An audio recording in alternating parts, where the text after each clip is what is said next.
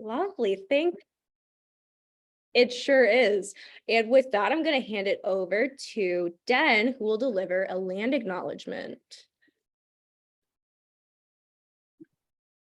Hi, everyone. I am Den. I'm from SFU DNA. SFU Vancouver campus occupies the ancestral, traditional, and stolen territories of the Musqueam, Squamish, and Tsleil-Waututh nations. DNA works to promote disability justice. Disability justice is a concept founded by queer, trans, and BIPOC disabled activists. All liberation movements are connected, and we must follow the leadership of those most impacted by systems of oppression. DNA recognizes its responsibility to center the leadership of Indigenous communities and to oppose colonialism in our work.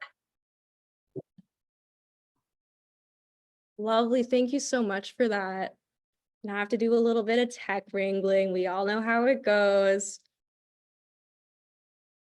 Lovely. Okay, so with all of that, I do want to say that NEADS is based out of the unceded and unsurrendered traditional homelands of the Algonquin Anishinaabe. And I do personally like being on this tour has been such a privilege, but it is facilitated by colonial violence as we pass through all of these treaty lands, all of these unceded ancestral lands.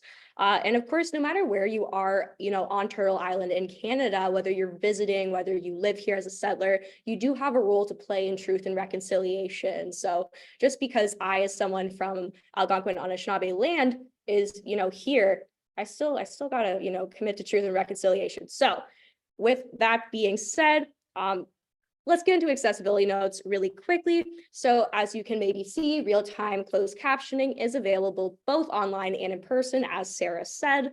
We do also have stream text closed cart captioning available. If you do need the link, just let me know. If you requested it in advance, I have already emailed it to you. Check your spam, it's probably there.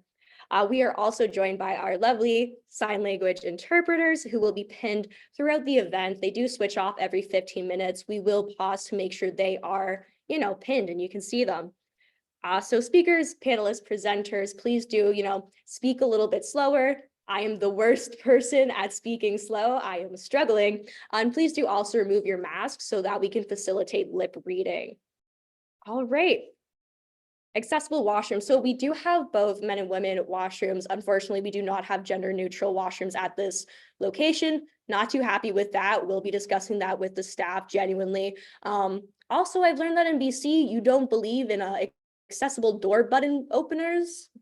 For the people on YouTube, like they'll have fully accessible, washrooms, but they don't have the little button pusher. Like they've got everything, but like how to get in there. So I'm a little confused. Anyways, we also have, this gets more desperate as the event goes on, many tasty pre-packaged lunches. Many, more than people here. So as this event goes on, I'm going to get more and more desperate and ask you to eat more and more lunches. I think if we all just commit, I won't have to plead and beg, but I have, and we can make a compilation from all the stops. The team has seen me beg. I will do it again. With that being said, if you haven't noticed, COVID-19 is still very much a thing.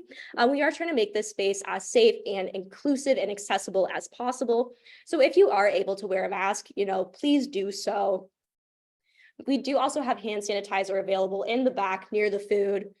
Don't rub your grubby hands on everything. I don't know, that's a good rule of thumb in this life. Do your little raccoon hands. Get that hand sanitizer going, very good. And also, if you do end up contracting COVID-19 within 5 days of this event, give me an email at carly.fox@neads.ca. We will let people know while keeping your identity secret. This is our 8th tour stop, and we haven't had to do it yet. Keep the streak alive. And because I'm so jet lagged, I'm going to drink some water, and they'll be back for opening remarks. Check this out.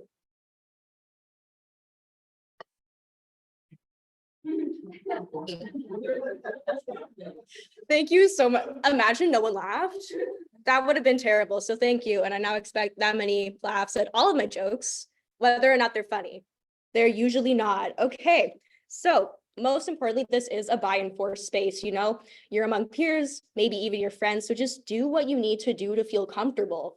We do advocate for masking for COVID, but masking for neurodivergence, don't do that. Be authentic, be who you are. I will be aggressively leading by example on that. If at any time you have unaddressed accessibility needs, please hunt me down and we will fix it immediately. All right, so with that taken care of, I'm so excited to welcome everyone, both in person and online, to NEADS State of the Schools Tour Vancouver, stop in partnership with Simon Fraser University's Disability Neurodivergence Alliance. Woo! Woo! And University of British Columbia's Disabilities United Collective. Quack, quack. Do you guys not like quack as applause? You're like, quack, quack. Okay, I think they're saying in the back of the room they do quack frequently.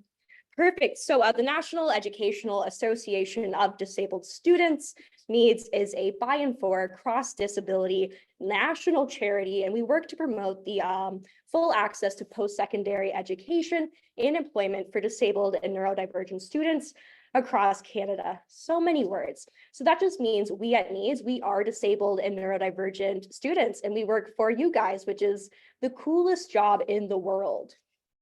There's so many people in the waiting room. Hello. So at NEADS, we pursue, research projects, resource programs, financial aid support, strategic partnerships, and so much more to achieve our objectives of reducing student debt, improving the student experience both in class and on campus, and promoting meaningful employment opportunities. This is my job. That's the coolest thing in the world.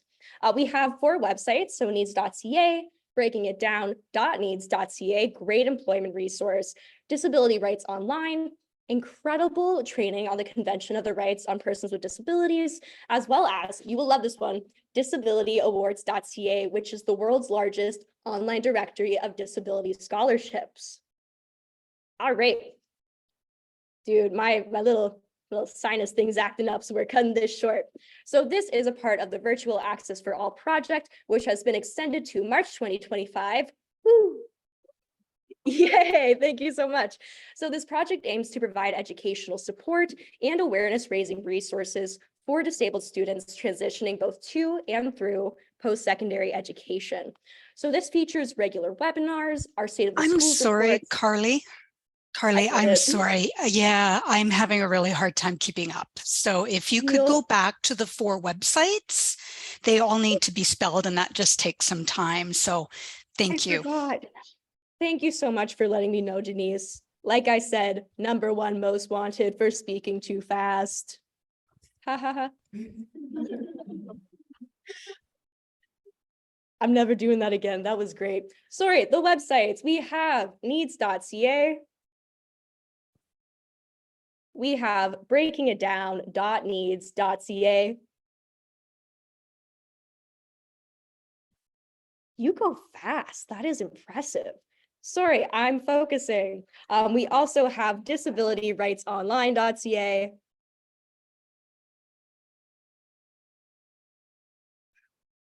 as well as disabilityawards.ca. I've actually never watched those be spelled out, and I am blown away by the talent there. Okay, so great websites, great resources, check them out. And of course, we have the Virtual Access for All project. This has been extended to March 2025, like that's a real year. Not true. Thank you. Like that year isn't gonna happen anyways. So this project aims to provide, awareness raising resources and educational resources for disabled and neurodivergent students transitioning both to post-secondary and through post-secondary to whether that's graduate studies, employment. What is life after graduation? I do not know. Will I find out? I don't know. Anyways, so this project includes regular webinars. We have our State of the Schools publications, which examine accessibility and accommodations at post-secondary institutions. We have the accompanying State of the Schools tour, which you're here at. Woo! Woo! Incredible. And of course, it also includes increased funding for our financial aid program. And this is all made possible through very generous funding by Employment and Social Development Canada's Supports for Student Learning program.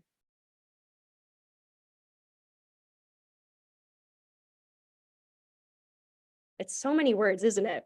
So our State of the Schools tour has been a hybrid national tour where we partner with local on-campus disabled and neurodivergent student groups, and we discuss accessibility and accommodations while providing advocacy support and really fun networking opportunities. I'm looking at my friends from UVic Society for Students with Disabilities who are here. They took, oh, sorry, woo! Perfect. I'm noting that the interpreters are switching, so I'll switch you guys.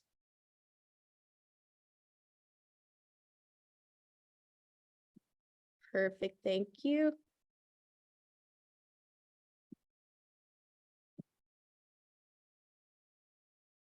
There you go. Hello, Danica. Okay, lovely. Thank you for that. Okay, the tour, which we are on. Thank you so much to our friends from Victoria who took the ferry all the way here to be with us. I think that really speaks to how important and impactful these tour stops have been, you know, homies for life, looking directly at them. So I want to say that, you know, all of this project, the resources, they're all made possible through you know, when you choose to be here, when you choose to share your lived experience, your concerns, let's be real, your complaints. The discussion section is not recorded. Very open space, but by choosing to share all this, you're really contributing to resources that are used across the country, and they're read by, you know, professors, the government, other student groups. And one of the great things about the tour, we record this bad boy, we put it online. And so especially for, you know, when we have brand new student groups, they always ask, what should we be doing? What kind of resources should we be putting out there? And I say, check out our YouTube, because we have presentations by disabled and neurodivergent student groups across Canada. And that's just such a meaningful, exciting resource. You're contributing to more disabled student groups across Canada, especially where we need them. So that's kind of cool, I think. All right, we have also recently introduced our one-on-one interviews with our researcher, Chloe Godin-Jacques. This is a really great way to ensure everyone who wants to can share their lived experience, as we know that group discussions can sometimes be a little uncomfortable, right? So just providing that option. So this has been a lot of talking, even though I skipped half of it, but God, the words just keep coming. So quick overview of what to expect for today's event. We'll start with a presentation by our lead researcher, Chloe Godin-Jacques. Hi, you're such an icon. On the importance of peer services as well as BC legislation. And then we'll have a break for about 30 minutes. You'll each eat about 2 to 3 lunches. Why are we laughing? Because it's 4 or 5. Oh my God. I literally, like, Brina, I told my team, like, this morning at breakfast at Moxie's, great brunch, we were like, I need to bring my A game on the jokes, because DNA and Doug are really, really funny, and I'm not letting them down. So it's on. Okay. Okay. I was giving you the overview of the event. We'll take a break for about 30 minutes. We'll eat 2 to 3 to 5 lunches each. It'll be really great. This is a great time for networking. If that's something you're not comfortable doing alone, let me know. We'll make some new friends together. I don't have a good grasp on reality, so it's just a fun little, it's like, oh, people, how fun is that? I'm sure we all feel that way about people. And so after the break, I'm going to turn it over to the local students. We'll have presentations by both Duck, Quack Quack. I'm sure they're quacking in the back, as well as DNA, before we turn it over to a panel moderated by researcher Sarah Shumslansky. And it's going to be really exciting to hear from local students. So, and then we're going to end it up by turning it over to you. We'll have a, thank you so much, talking too fast. We will have a very fun discussion section, unrecorded, from the heart. I would say unmoderated, but it will be moderated. Thank you for laughing. Okay, so for other people who you might not have met yet from my team, you've met Sarah, you'll meet Chloe, Katya Newman, right up front here in the, is that purple or brown? In a sweater. I'm not good with my colors. Katya is our Financial Assistance Programs Director. We're good. Our logistics wizard, my rock. We also have Aaliyah Petzak-Brandt, who you might have met at registration with Katya. Aaliyah is our website's director. Aaliyah knows so much about computers, it terrifies me. I will never do her wrong, because I'm sure she could hack into all my accounts. Okay, with that, I am done talking. I'll let Chloe get set up. Lovely. So while you get over here, just a little bit about Chloe, because I think Chloe is the coolest. Chloe is a white settler, disabled queer person and uses she, they pronouns. She's currently pursuing her PhD at Western University in London, Ontario. I won't make fun of London, Ontario. It's my hometown for context. I guess you guys really just hate London, Ontario. Wow, I'm glad that's recorded. Anyways, they do really, really great work around the intersections of accessibility and disability and queerness. You can learn more about them on Instagram at chloecatherine.com. .com for the website, no .com for the Instagram. Okay, please hold as we do tech. Okay, where do I even start? I will give this to you.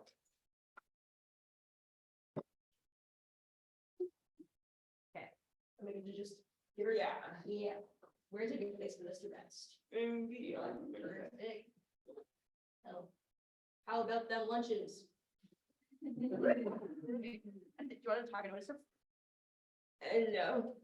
Yeah, I think it's picking up. Great. Perfect. Lovely. I love it. Okay, we have captioning, ASL interpretation. Sick. Looks great. All right, it is all yours. BC, British Columbia, stalling. Love it. Cynthia, are you good? Yeah. And I was gonna get words with that. That was okay. Awesome, good game. All right, you okay? Good then. Hi everyone. As Carly noted, my name is Chloe and my pronouns are she. I position myself as a white queer settler. This ultimately signifies that the benefit from resource and resources generated and eliminated by First Nations, Métis, and Inuit persons, Indigenous disabled persons, as well as to superior people. I am the lead researcher at NEADS, as well as a doctoral student at Western University.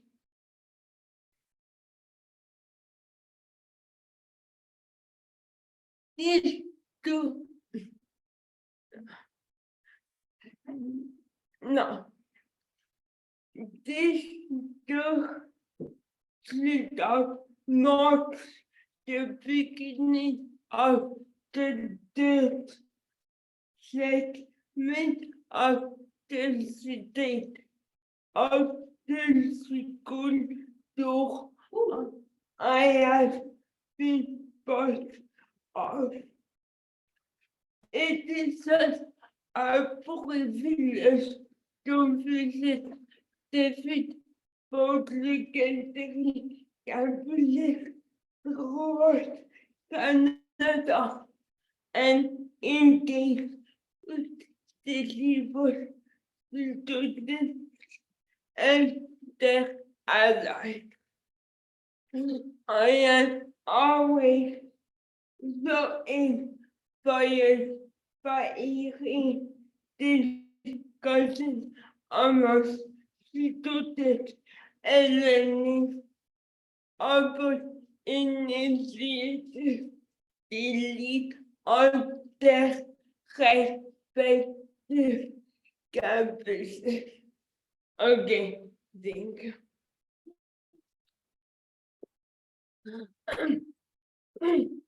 Sorry. Before stepping into today's presentation, I want to spend a few moments talking about asset needs. I have a severe impediment which often causes a communication barrier.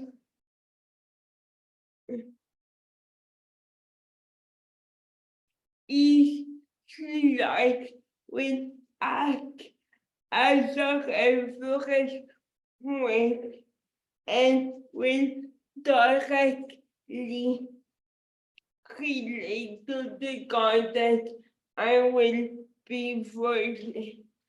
The background of each slide is white with 3 small lines at the top. Each line with a different shade of blue. The desk is white when it is on a blue rectangle or flat if it is directly on the white background.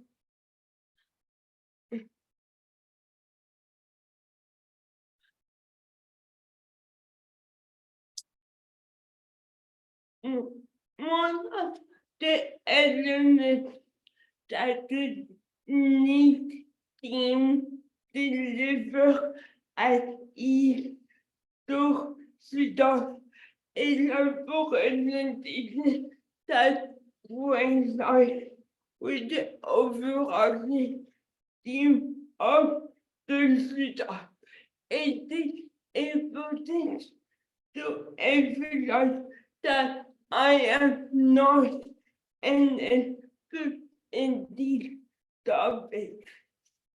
Importantly, the knowledge that I disseminate throughout these presentations results from my access as a doctoral student and a lead regional, which is ultimately why I picked all of my presentation with a positionality statement to acknowledge the privilege that is embedded in the content and deliver non-life with today's presentation stems from the current state of post-secondary institutions throughout Canada. The content will compare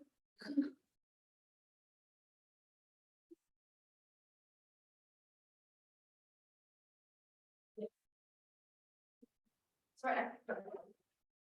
We're switching interpreters? Yeah. It's a yeah. Stalling. Yeah. Sandwiches. Sandwich. What's the difference? Deliciousness. I think it's turkey. Yeah. It has plastic on it, so I won't, but it's really good, and we should have many. Oh, here, do you want me to just? Stealing laptops. More like eating lunch all the time. Here. There you go. Does it have to be on mine? I'm just gonna, we're going to the main one. Woo! Check this one out. Okay. Everyone.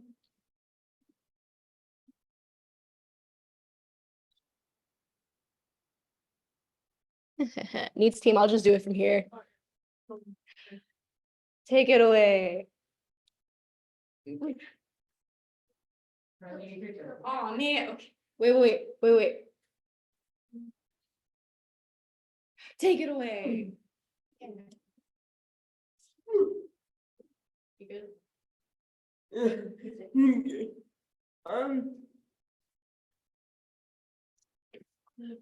To this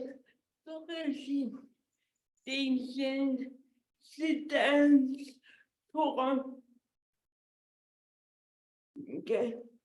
the current state of psychiatry is declining throughout Canada. The context with complex realities in British Columbia and Ontario, specifically referring to accessible legislation and ultimately with success our regulations coupled with basic differences can enter the meaningful participation of disabled and neurodivergent students in Canada. Next slide.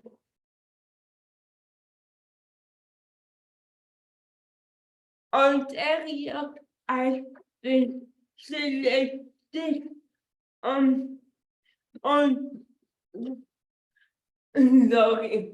Ontario has been selected based on two distinct reasons.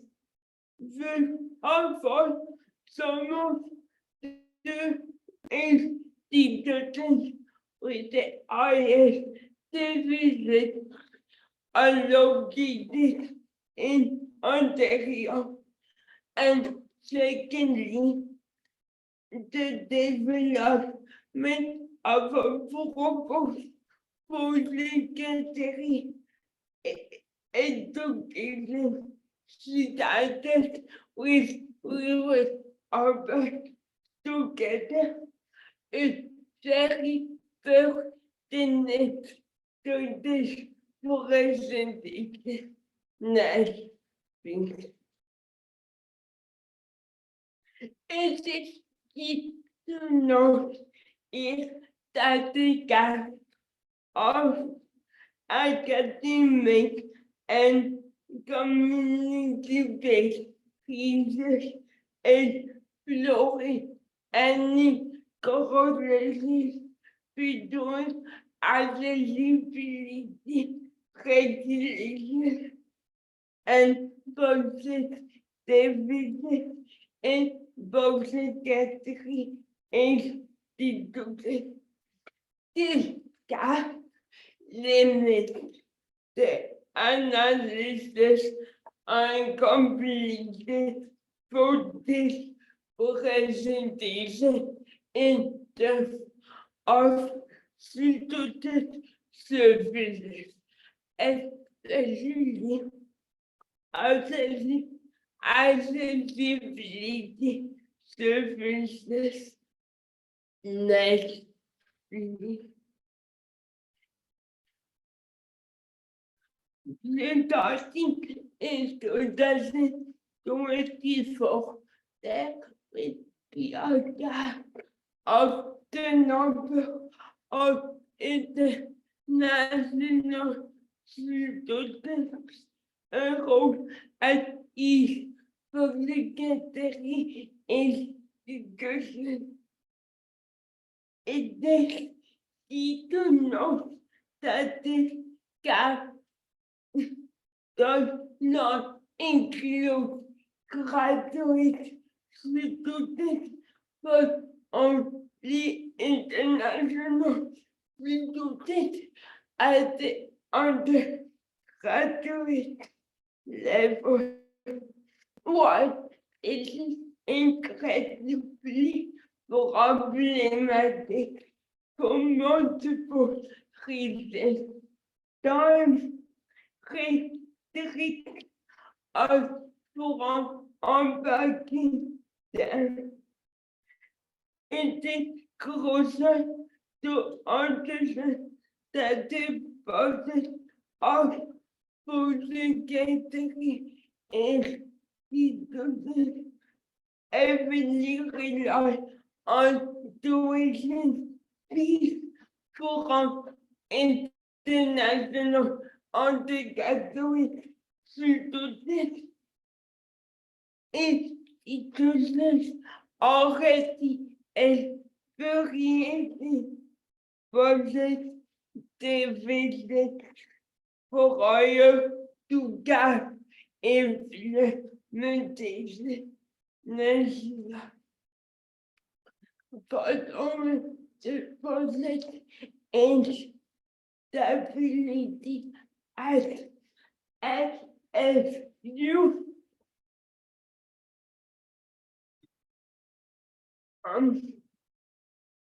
Decentralisé pour un académique pour réaliser nos de following.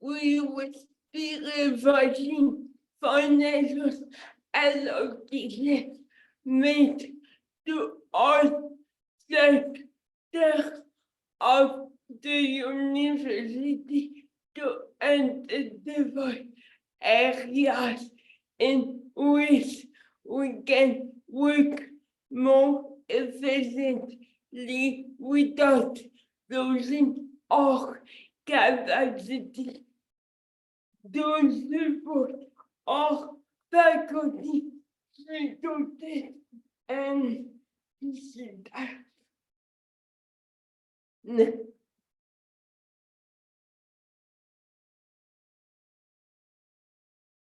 In November 2023, FFUS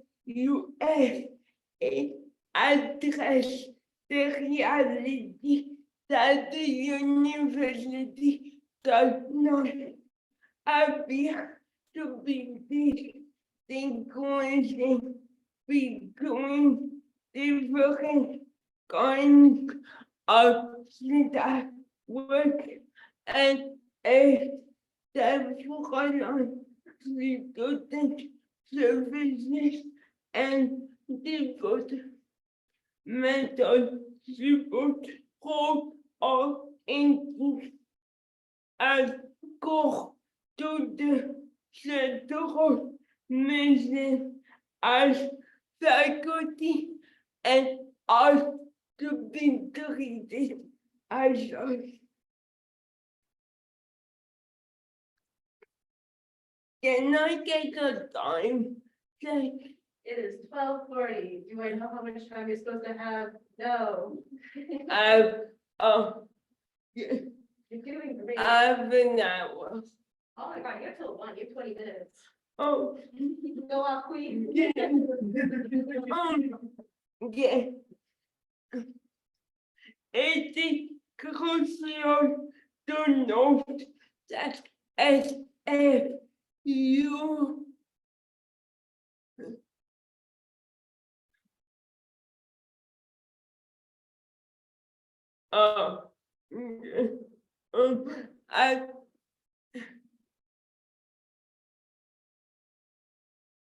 I think Sorry, I think we're good. You just waited on me now. I'm the deal thing. No, yeah. Faculty positions will not be impacted, but I think free did not acknowledge the necessary positions that exist in the various departments of student services. And that if you notice that essential hiring is which require the approval of key stakeholders, including the proposal and VPFA. And to this, I would ask the following: what is considered essential hiring exceptions? Next slide, please. To contest to learn this in a different way, Queen University, who has stated previously, is also experiencing process division. Differing the order of new faculty members during the voluntary years of 2024 to 2026. In my opinion, if you log I like to say it's the altitude. I like to say when I was doing mine. We flew 6 hours. It was bad. That's it.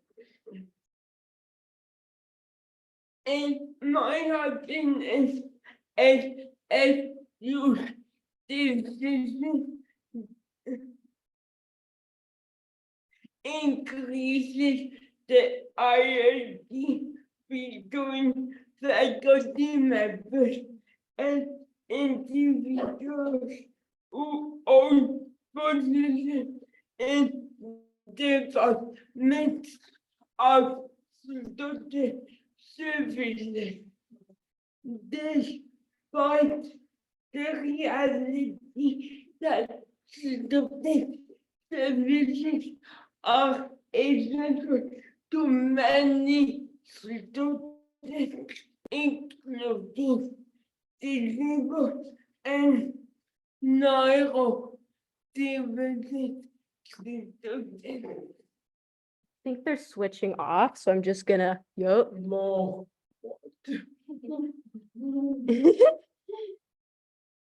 Boom.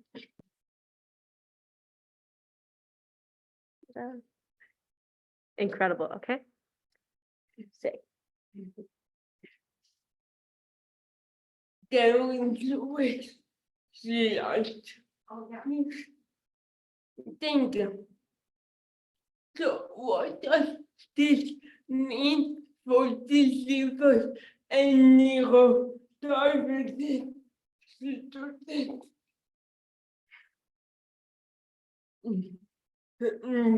you. We will now turn to legislation and adapt to investigate this question together.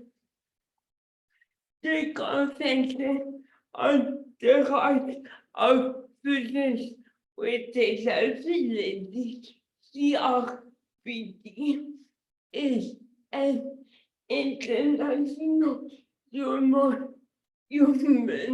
rights treaty that ensures equal rights for disabled persons. Article 24 of the CRPD pertains to the access to education of disabled and also neurodivergent students. Specifically, the date for these self-insert doctors with disabilities are able to access the dietary education, vocational training, adult education, and lifelong learning without discrimination and on an equal basis with others. Students and cities parties should ensure that reasonable accommodation is provided to persons with disabilities. Next, also equal access to education is ensured for disability, disabled, and neurodivergent students as serious barriers within the classroom environment as well. There remains a gap in legislation to protect the right of these students within post-secondary institutions.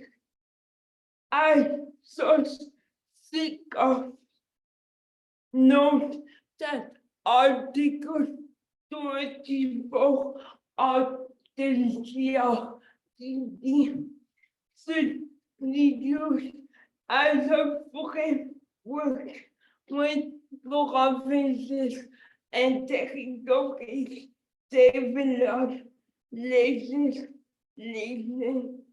pertaining to inclusive and meaningful opportunities for disabled and neurodivergent students. Thus, legislation must center their diverse and intersectional needs and ultimately encourage innovative ways of thinking about education.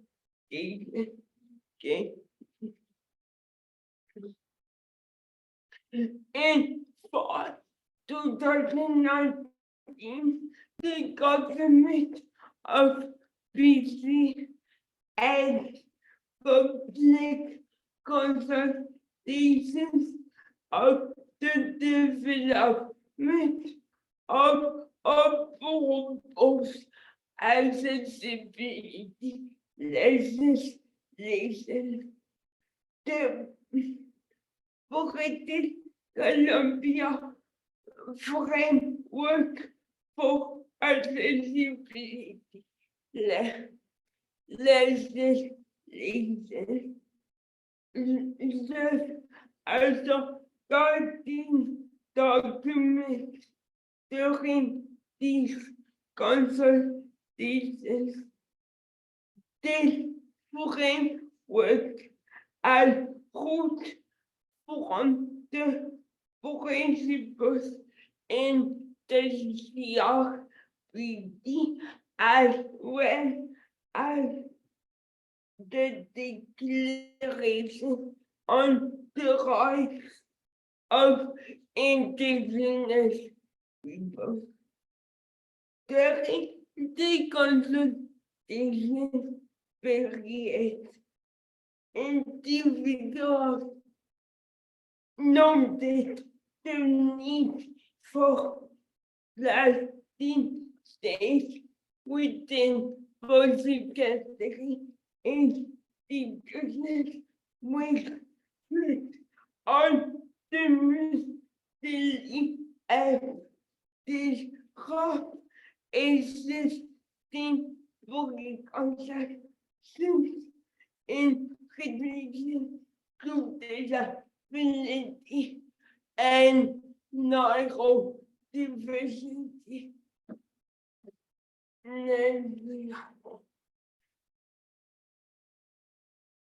The accessible British Columbia Act was accepted in 2021. The United of Education in Article 13 accessibility started with the day. For lack of time, I won't read this, but please note that it isn't very elaborated. Next slide.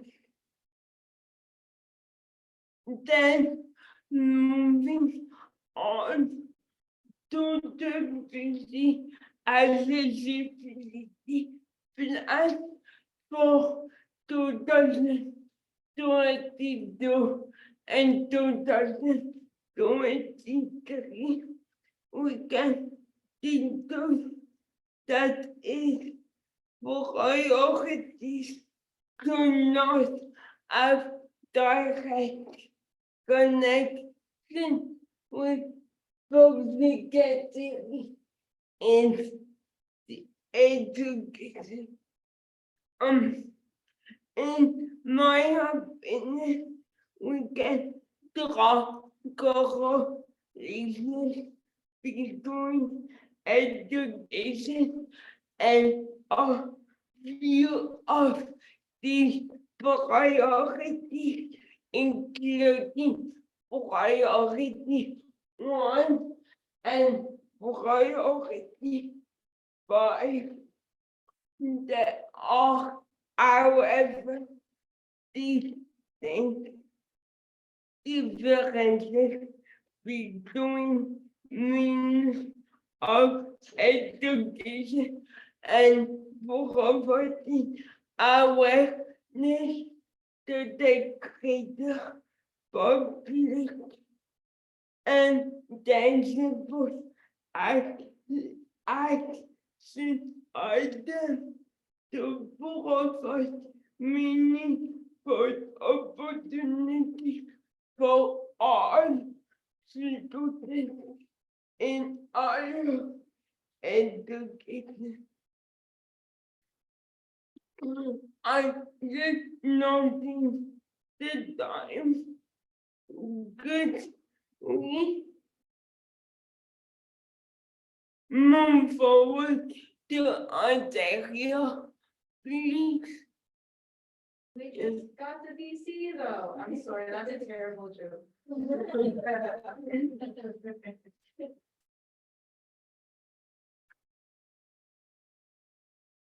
Sorry, I'm having technical difficulty. Can't wait for those lunches at break.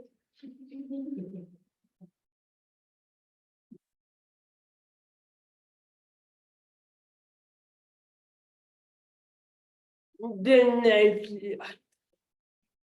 Yeah, perfect.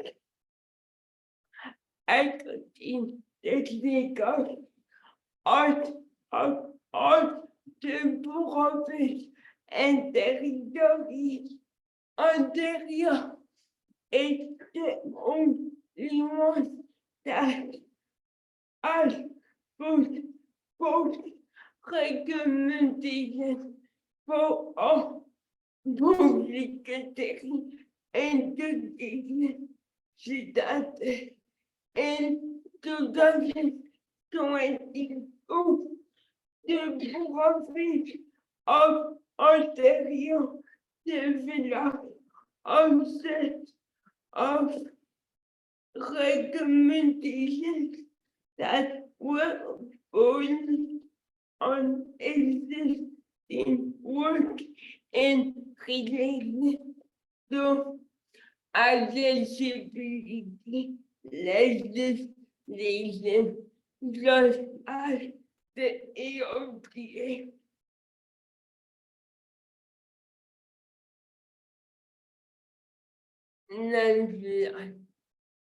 Okay. Thank you. All these standards have not yet been enacted. These recommendations are innovative. If they are enacted, they can protect le business pour deliver and neurodivergent and insert diverse and intersectional needs were still met in period of financial uncertainty. Perfect. That's right. Perfect. We conclude the presentation by returning to the readers that I briefly mentioned, which have been very evident throughout the content disabled and neurodivergent students are inevitably impacted.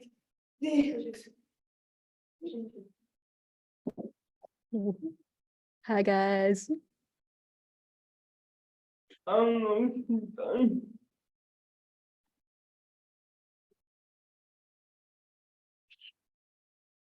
Okay. Disabled and neurodivergent students are inevitably impacted by the continuous process development. These student services are not yet protected by provincial legislation pertaining to post-secondary institutions. Despite this reality, there remains a gap in literature art learning cases that with being experienced by students, particularly outsiders and remote and accessibility services will be allocated differently as a result of the process. I continue. I would be very interested in all this space for students who would be always like to say that is very interesting and do not hesitate to contact me via email, and I would be happy to chat via Zoom or reading your email. Thank you. Incredible. Incredible for real. Okay, hello. First off, oh my God, right. We should take our mic off. Yeah.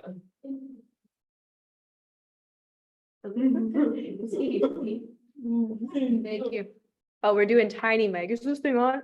Oh my God, it wasn't on the whole time. We're good. We're good. Don't worry about it. Don't worry about it. Anyways. Oh my, yeah. It's cool. You were loud and clear for real. I also didn't turn the mic on for you, so I'm taking the blame. Also, hi, hello. I'm a fool. No reaction. I forgot to mention that we have Colleen Haggerty from the Adult ADHD Center here with us today. Hi, Colleen. Very good. So Colleen's actually here as a resource. If you want to learn more about the services they provide, feel free to, go up, say hello. I promise she's super friendly. And for anyone online that wants to know a bit more, just let me know. I will hunt Colleen down. So sorry, Colleen. And then we can just kind of bring her up here for you guys to have a little chat. But we are taking our break. We'll be back at around, let's say 1:35. And who thinks they can eat the most lunches? Brianna, two? I can do at least, I can do two. Two, at least. Anyone can go higher than two. Who can go higher than two? Anyone? Sarah, three from Sarah. Oh my God. Whoa. Okay, we can stop the recording. I'll stop talking. Interpreters again. Recording in progress. Incredible. So hi, everyone. Welcome back. Thank you for coming back. I hope you had many lunches. Panel, did you have many lunches? They had many lunches. Very good. So basically, I'm going to hand it over. Welcome to the student section of this event. Very cool. Like I hear from my team all the time. I think you're great. But now we get to hand it over to the local students, which is really exciting. I'm talking too fast, but that's okay because I don't talk much for the rest of the event. I'll now hand it over to Den from Simon Fraser University's Disability Neurodivergence Alliance. Yeah, take it away, Den. Hi. Can you hear me all right? Yes? Yes. Okay, perfect. Hello, I'm Den. I am the Disability and Neurodivergent,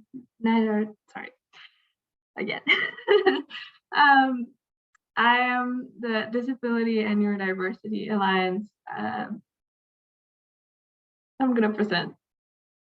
Anyway, SFU Disability and Neurodiversity Alliance, also known as DNA. We are a student-led network of community members who identify as disabled, autistic, neurodivergent, deaf, mad, and or having a disability, chronic illness, long-term condition, or mental illness. We work together to create a campus change, address ableism, and promote disability justice while opposing oppression in all forms. We also provide advocacy support and community through online Discord, as well as events and other initiatives. Our membership is based on self-identification because we believe that the medical system is flawed and that there are a lot of barriers to get a diagnosis. So people should be able to be a part of the community regardless of if they have a diagnosis or not. We work alongside supporting staff, like the SFSS Accessibility Coordinator, Rihanna Price, who joined us today. If you can raise your hand, say hi, Rihanna. And also Accessibility Assistant, Veronique West, also can say hi. And who supports students in navigating barriers with academia and also assists DNA leaders and managing DNA's operations. DNA has a space within our student union where students can find community and feel welcome. The space is quiet, the atmosphere has a dim lighting, and there's lots of books, resources, and snacks. We also offer other resources like support groups, which involve discussions among members and all types related to disability justice and neurodiversity and everything that you can think of. That's it for my presentation. Thank you so much.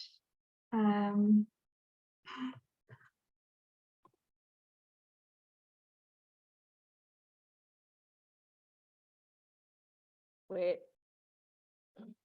I remembered. Is this thing on? Is this? I think it's on. Yay! I remembered to turn on the mic. So thank you so much for that. I have really looked up to SFU DNA. We've seen the increase in neurodiversity student groups over the last few years, but I think DNA was really at the forefront of that trend. So it's very cool to see you guys be in such a leadership position in this movement. So it's so great to have you here waving to the DNA friends. Yay! I'll now hand it over to Josh and Jasper of Duck. Quack, quack.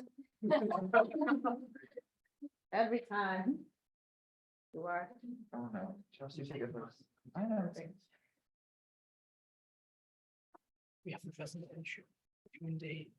Oh, we do have a presentation. We do have a I presentation. should probably remember this considering I helped make it, but Just keep it up there that works. and we can scroll. This podium isn't big enough for the both of And us. that will live. Right, can everyone hear us okay? Yeah. Slay. Wonderful. So hi, everyone. Thank you for coming. Next slide. So yeah, by way of introduction, I'm Josh. I'm co-president of the UBC Disabilities United Collective, which is DUC for short, quack quack. As my accent and spellings on the PowerPoint give away, I'm on exchange at UBC from the UK, named the University of Warwick. Prior to joining DUC, I was involved in various student groups over there at my home university and also worked for my university taking its disability code of practice through Senate and other academic institutions there. Next slide, please. Oh, look, that's me. I'm Jasper. I use they them pronouns. I'm running off of like 2.5 hours of sleep, so just like forgive me. I am the vice president internal. Don't ask me why I'm here. Usually I do stuff internally, but you know what, it's fine. And I also do the facilitating for the advocacy committee. So mostly a lot of like internal LMS and university advocacy, you know, policy work, things like that. That's what I do. Next slide, please. So what is DUC? We are part of UBC Student Union, the Alma Mater Society, or the AMS for short. We're constituted as a resource group, which means we're not like other clubs. We get a guaranteed budget each year of around $20,000, for which we're extremely grateful. We're only 4 years old, which makes us the youngest resource group at UBC. The rest of them are pushing 30. Although we're part of the AMS, we're allowed to act independently, holding the AMS and the university to account. But we try and work alongside them to help fix problems for disabled students where possible. So this is my disclaimer that what we're saying is not necessarily representative of the view of the AMS or any other constituent organisations.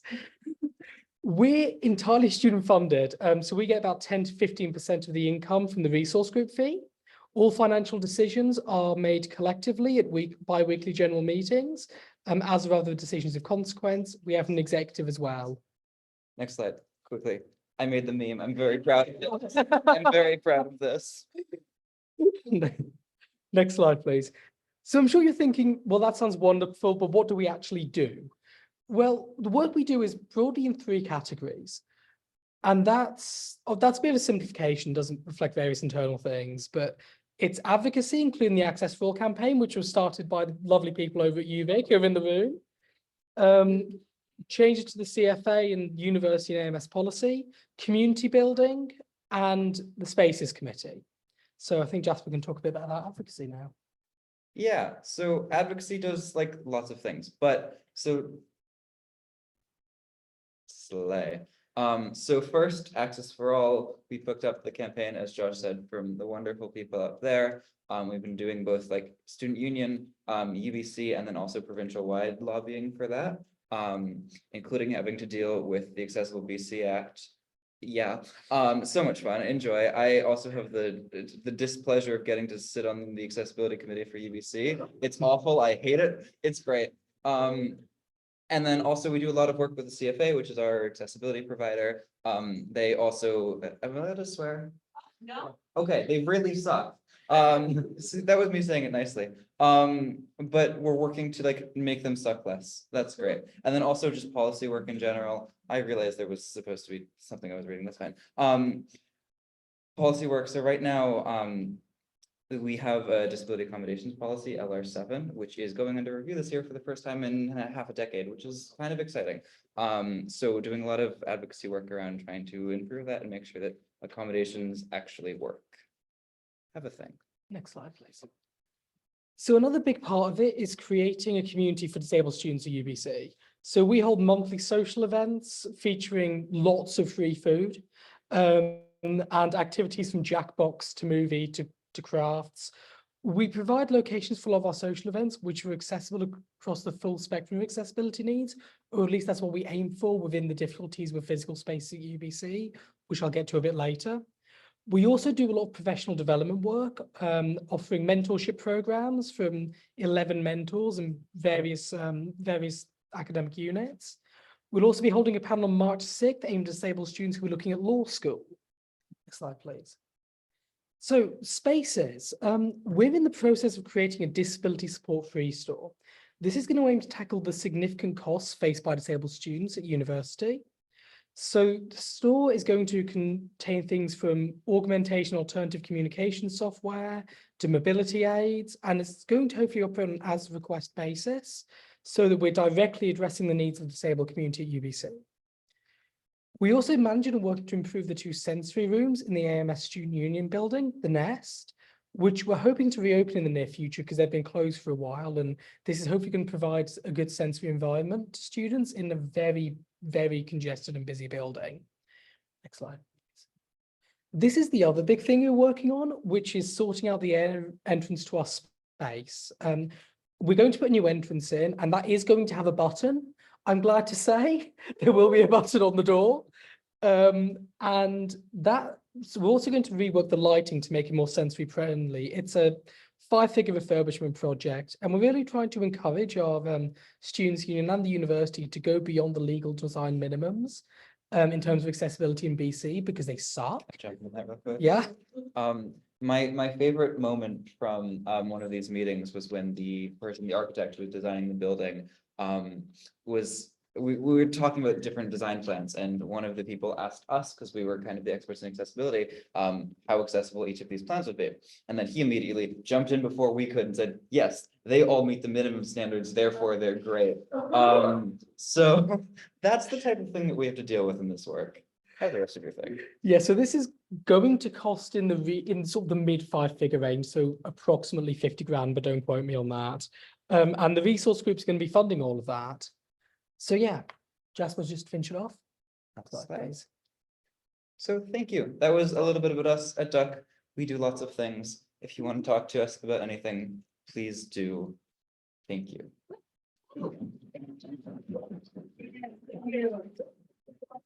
Let's get some quacks for Duck. Okay, there's actual quacking, delightful. We're going to now transition to our student panel, which is very exciting. I now see that there is another Carly behind me on camera, and it's really scary. So please bear with us as we get transitioning to the panel. Yay. Here's your one mic. Have fun. I'm gonna turn it off right now. To turn it on, you just hold the bottom. You know what? We're turning on the light. This looks a little silly. This looks really silly. Do you want us to mask on or mask off, Charlie? Are we fired? That's a very good question. I think I've only said mask off because some people live with that. That's all lip reading. Okay, yeah. How do we know if this is on now? Doesn't. You try. Doesn't really. That's like hit it like a little. Okay, I'm scholarship, if you go to room view, I need to charge this bill is gone, you don't need this. Yeah. Stop video.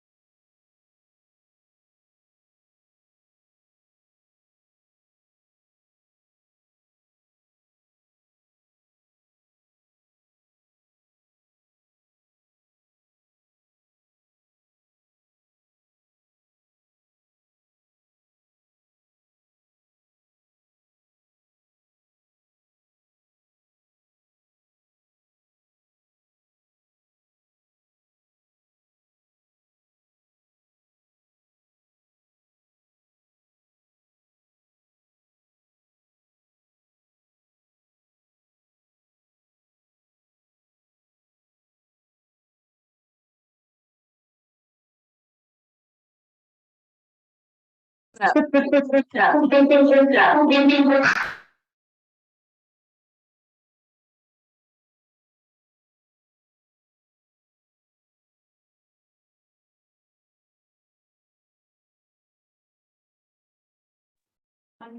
you like that. Try now. Hello. You're, oh, not on. Hello, hello, hello, hello. It needs a second for the lag. Now, can you hear me? Well, it's still turning. So it's physically on, so just keep quiet, flashing back. You just keep talking for a second. Hello, hello, hello. Is it actually on? There you go. There we go. Okay, can people hear us? Yes. Okay. Should we do the introductions again? No, I need to make sure the caption is on. Okay, caption is on, you're good. So we want to just, let's just start.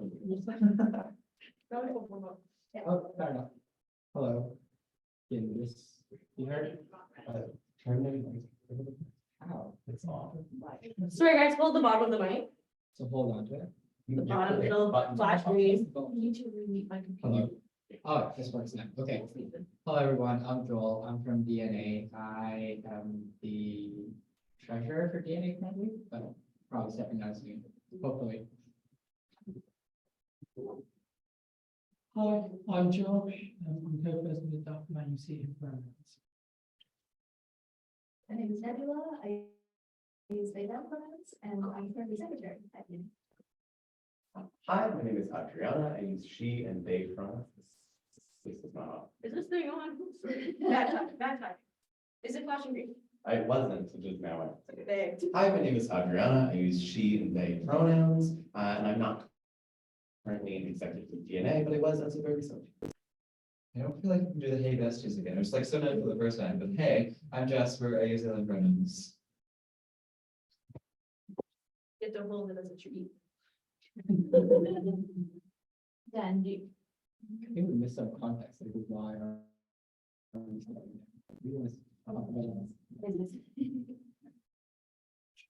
This thing turns on slowly. Yeah, dude, just don't turn it off. I didn't. It turned off automatically, but that one turned off. That's great. How about you all just pass the one? Yeah. Green, this is a green light now that's turning. So I think that one measures. There. Okay. Yours is still up. Yeah, guys, let's just pass the one handle. Okay. Jen, do you want to introduce yourself again really quickly? Are you me? Oh, Yes. Oh, yeah. yeah. Hi, my name is Dan. I am the public relations organizer in SFU DNA. Thank you. And I'm Sarah. I'm a researcher with NEADS. My pronouns are she, her. I think we're good to jump into the questions now. Panelists, if you want to answer a question, just indicate that you want to speak and I will let you know that you're good to go. That way nobody feels put on the spot. So our first question is, how do you feel that student services are viewed by your institution? Fundamentally superfluous and ancillary. The university has taken every opportunity to cut student services, slash resources for their staff, outright fire their services staff, or otherwise deprive those key staff members in key positions when it seems financially or politically beneficial for them to do so. They want to do more building construction, the majority of our counselors get fired. That has been the standard at SFU, and all of SFU's indications in the absence of any real response from our undergraduate student union has been that they would love to continue ramping up their cutting student services.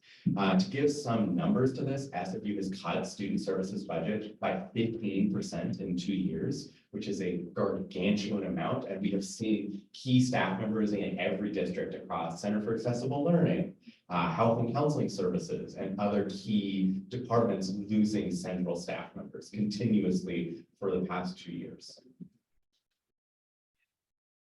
Very good.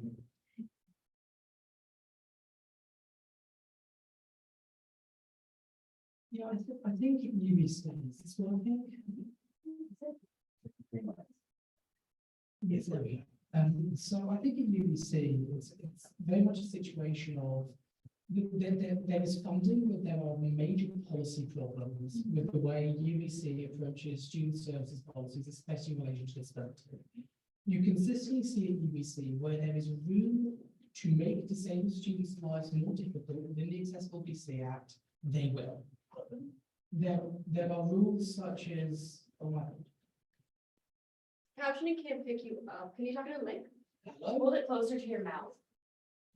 Yes. my apologies. Captioning still hasn't picked you up. I'm gonna talk to Diane. They can hear me. Diane, can you hear our participant Josh? Just say hi. Is that good? Just You text. can, hello. Why? That good?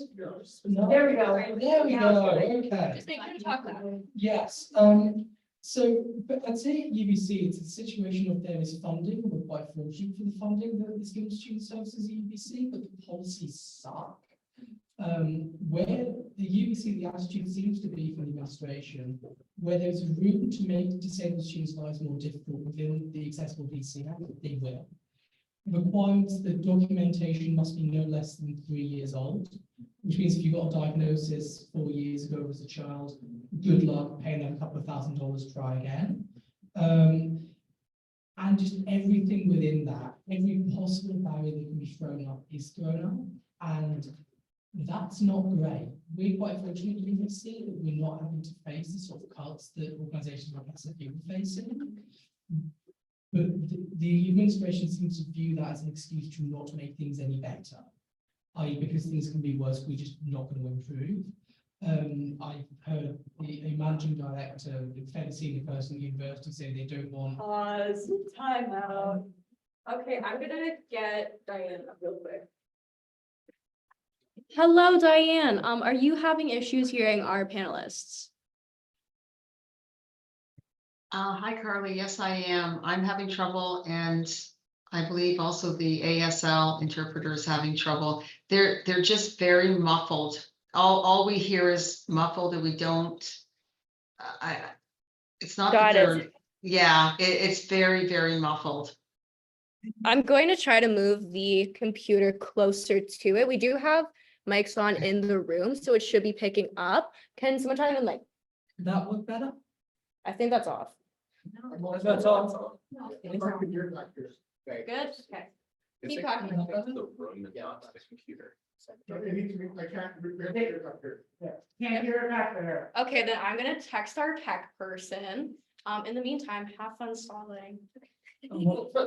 Josh will now sing a song. If they can't Can you hear or guys- caption right now, what's? No. Not at all. Stalling. What? Muffled. They won't be able to capture ASL stalling. It's really interesting. This is good.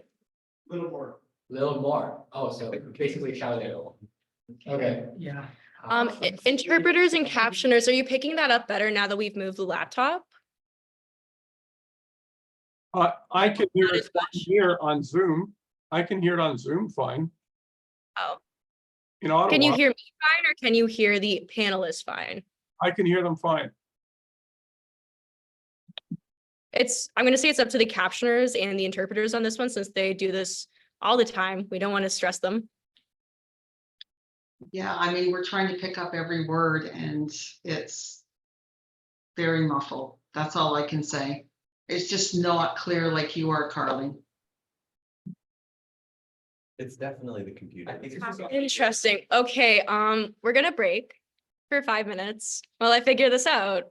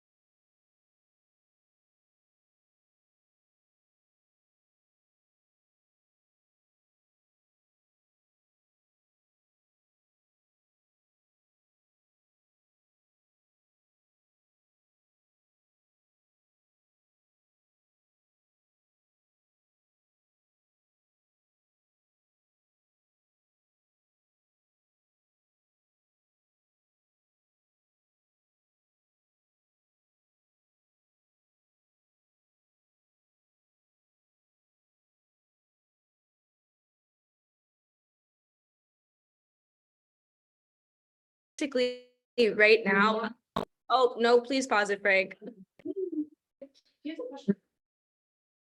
They did get what you were saying. Thank you.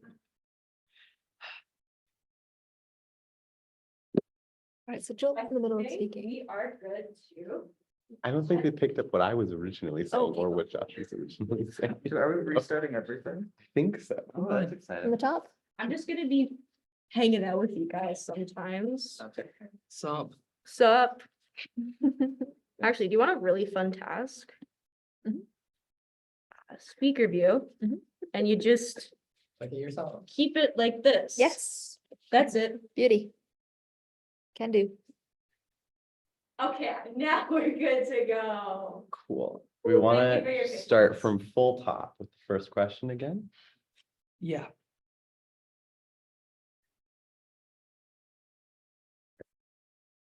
Oh, I guess. We'll build the vibes. I guess Don't that's the worry. one question is how is our moderator able to be heard well enough? Yes. Just give it a good. Ooh, based on like the distance between you. Yeah, That's a problem. As a dash. Get good is. Okay, yeah. Yeah, great. Any other questions? Okay, great. Did nothing or how do you hear that specific services are used by your institution. That they know to go first. Do you want to go first again? Do you want to read your thing?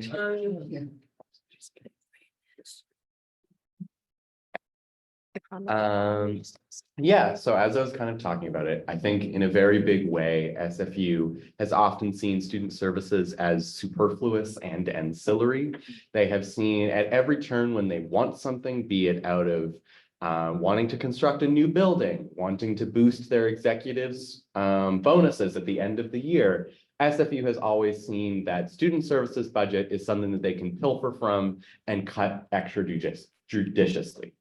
We have seen in the past 2 years, to throw some numbers out there, a 15% decrease in student services budget coming from health and counseling services, Cal, and other key departments at the university. We've seen significant layoffs of core staff, and SFU's general messaging on this front is that they want to continue and think that everything they're doing is great. As well, in the absence of any real student union voice fighting against this or really holding the university to account, these moves have not been criticized at all nor publicized. So the university is showing no real plan to slow down or to change their mindset or approach to student service work. Oh, Sure. sure. Yes. Okay, I'd love to add to that also. Even before the budget cuts, things were not great. It's a long wait to access accessibility services, as well as health and counseling services. There's also a limit to how many counseling sessions you have. I've met for various campaigns, I've met with the president of SFU, I've met with various VPs and student service related people. And they often list all of the services that are available with pride, and like, look how much we're doing, even though they have no idea what it actually feels like from the ground level to access those services. Just some points that I wanted to add on. We do have somebody who's worked really closely with Cal, with DNA. He's Sean. He's also the chair of our accessibility committee. So we've been lucky to have those social voices within our accessibility committee, and we've had a good group of people from all over SFU that actually do care, from facilities to course planning, design.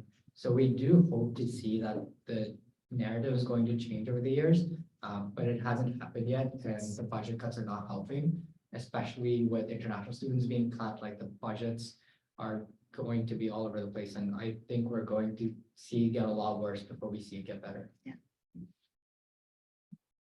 Yeah, so the thing at UBC is a lot more around policy.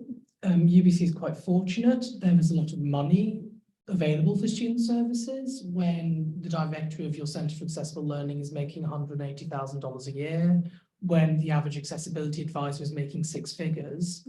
But the issue is that within UBC's policy, they seem to be designed to make accessing these services as difficult as possible. Where there is room within the Accessible BC Act for non-compliance or to make students' lives more difficult, that is taken. Whether it's a maximum age for diagnoses of 3 years, so if you got it more than 3 years ago as a child, spend another $5,000, try again, to systems which seem designed to make students give up and just not bother trying to interface with them. The problem at UBC is basically a lack of will from the university itself. And sadly, at times, a lot of people are working within these systems to do what is best for disabled students, rather than lack of resourcing. Yeah, to jump on to what Josh was saying, there's a resistance to change that I think is like kind of incomprehensible to me, to the point where like there's been iterations of the Center for Accessibility over 30 years that have had one director, and in those 30 years, every single attempt for change has been thwarted until basically the BC government steps in and be like, hey, you gotta do something here.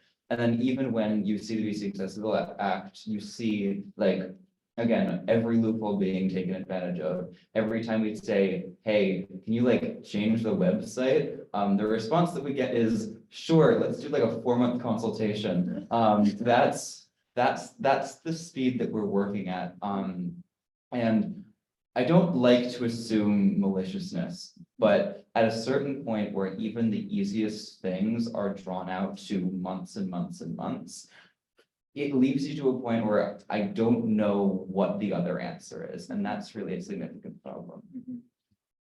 Someone else mentioned that? I think we all-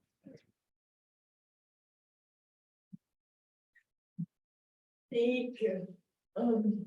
Moving on to question two. How are instituted services improve your educational experience? Does anyone want to begin?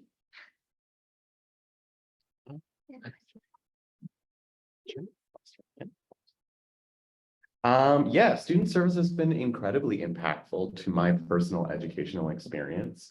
There's been a variety of groups that I've had the opportunity to liaise with, both in my personal experience at the university as well as my professional experience at the university. The sort of most obvious one that I imagine is a shared experience among all of us here is liaising with the Center for Accessible Learning to access accommodations at the university, in getting an updated ADHD diagnosis, with assistance from my doctor to help advocate for specific accommodations, getting me a whole slew of things from early access to course registration, extended deadlines and extended time on exams, and other very necessary accommodations. Student service has been incredibly impactful to my experience at the university. As well, there's been a lot of times where even if I haven't utilized student services to their fullest or at all, the presence of student service has shown me that I'm on a campus where my needs are able to be met if they are so required, like the Sexual Violence Support and Prevention Office or Health and Counseling Services. So I've been in post-secondary for about 10 years now at 3 different institutions in BC. Yeah, really? And I've had a disability designation for the last 6 years. And so from the disability side, health and counseling has been indispensable. Like, it's crucial to my survival at an academic institution. I've had 2 deaths in my family, as well as the loss of many friends dear to me. So counseling has been, yeah, it's kept me afloat in very difficult terms. I also got my disability designation from a physician at Langara when I was at Langara College, and later a learning disability diagnosis at SFU. Those made a big difference in my ability to continue my studies at a time when I was barely holding it together. But in terms of the non-institutional supports, the student-run supports like DNA, there's been community. There's like solid people to take and give advice to and with. And I feel less alone with these student-run services and feel more empowered, as well as other services. So I'm a former youth from the foster care system, and having support such as a designated financial aid advisor who understands the BC tuition waiver and the grants and bursaries that we qualify for in this particular group of former youth in care, it makes a huge difference. I don't have much family support. So for financial things like affording medications, affording textbooks or a new laptop, or for the non-financial things like needing someone to talk to, or needing help navigating my learning disability, or needing a student advocate, student services have been a significant support. So I am an international student. So for me, where I come from, we don't really have an understanding of disability as much. I went back recently and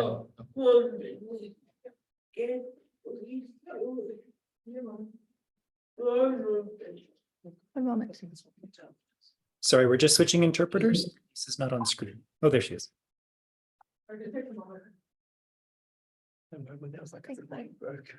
Okay, we can go. Yeah, we can go. So I'm an international student. I didn't notice this. We didn't have a good understanding of ADHD back at home. Now that I go back, I realize most of my family is like raging ADHD people.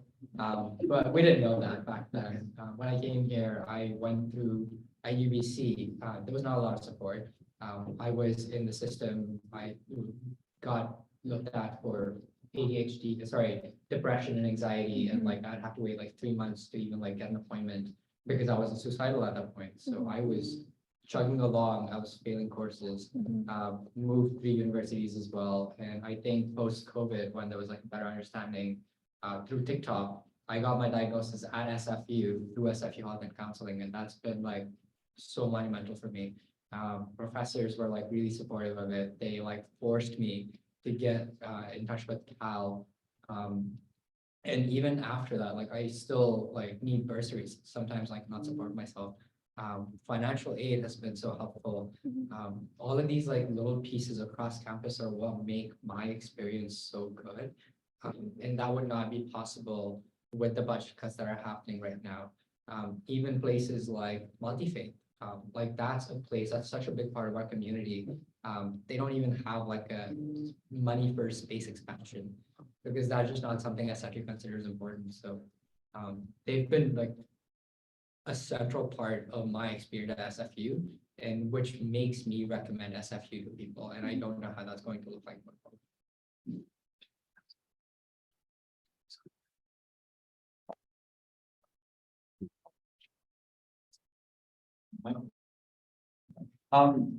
One of the things that's really interesting with UBC when we're having these conversations is that there are a lot of overlapping services between what the student union provides and what the actual university provides. And I think the hardest thing for me getting to UBC was basically just figuring out which one was the one I should be using. Because there are often offices that completely overlap, like 100% one-to-one what their scope is.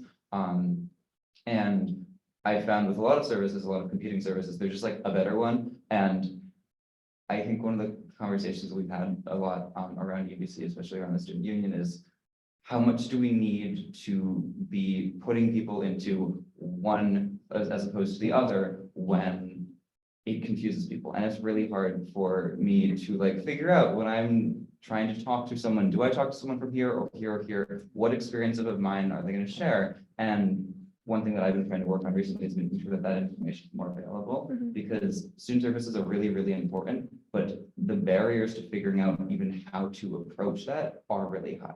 Yes. Josh.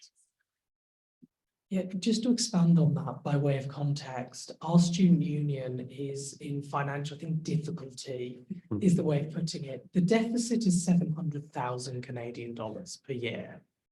And there's a $30 million building loan that needs paying off. So a lot within the AMS right now is looking at what we not do. And I think also what needs to be realized is that obviously there are some things where the AMS and UBC both do the same thing, but sometimes the AMS is doing the better thing there. The number of people who go to SASC rather than SV Pro, for example, if they're victims of sexualized violence, it's very clear people prefer to go to SASC. And the resource groups as well within the AMS, we do a lot of important work. We don't always get, some of the resource groups don't always get on the most with the AMS, but we try to. And I think the thing is, and for SFU as well, I think it's important that when budgets are being looked at, resources that are used by marginalized students or groups that are not necessarily in the majority aren't cut away at simply because the majority of people don't use them. Because marginalized groups need these resources and they need this stuff, when perhaps just because majority don't, it gets canned, and that really hurts people. I think for me, this is very true at SFU, and I can't speak to UBC, but I hear shades of it in what you're saying as well. Is this idea that the university at SFU especially considers student services and student supports as like a privilege, a perk of the university experience, where they think of it in the same way that they think of like a gaming lounge. They are not viewed as essential or necessary or their legal duty to provide students, even though that is absolutely and unequivocally what it is. Is it a log recording? Can you hear me? Hi. I wanted to second that because I agree. I think that SFU prides themselves on like doing the bare minimum, and it's kind of sad. And like talking like more about like my experience, because of like, the question like asked about that is I was like introduced or like offered the autism mentorship program, and it was kind of weird to me that the mentors were non-disabled people. Like they were just people who were trained on like a 5-minute video on what autism is, or like I don't know, and they like help students to do things, which is not like they pride themselves, oh, we have this program that we're going to offer students, and it's really great, but they don't really consider how it might like benefit students. They're just doing it because they want to like show off on this thing that they're doing. But yeah, other than that, I mean, I think it's like what they can do because they're like on low budget, but still I think that they could, you know, consult with DNA or other organizations that know that, you know, yeah. Thank you. We will move on to the next question. Do you think it is important to ask both student services that are hard for the institution and that are hard for institution? Why or why not? Definitely. To me, the short answer is yes, and the long answer is it's complicated. It is. And the short answer, yes, absolutely. At SFU, we have amazing sports that are student-led, like DNA. We have our wonderful staff members as well as student leaders that help do this work. The thing that we're seeing at SFU right now, though, and it's the reason that I say long answer complicated, is our student society is generally not great about services. We have specific marginalized student groups that fight for those services, but for a long time, the broad attitude from our student union has been, let's throw parties and pay our building staff a lot of money. That has been the general sort of attitude from our student union, and specifically they see themselves or have seen themselves as a politically neutral body that shouldn't challenge the university, which is absurd. It's a mess. But the thing that we're hearing from the university and has been talked about from a lot of my sources within the university that's really worrisome is SFU internally to its own staff is justifying its cuts to student services of, well, the union has the ability to pick up the slack, so it's not really our responsibility. If the students care about these services, they'll do it themselves. So that's what I'm saying about, yes, student-led services are amazing. They're generally more effective. There needs to be that kind of community care in addition to the institutional support that also needs to be offered. But there needs to be a really fine line where the universities are held accountable by trying to default to student unions to bear their legal responsibilities.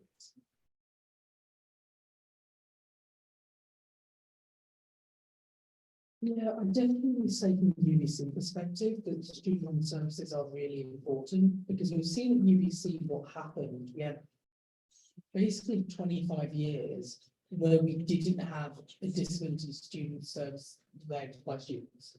1994, the AMS dissolved the Disabled Students Association, saying that what was then the Disability Resource Centre was supporting students enough.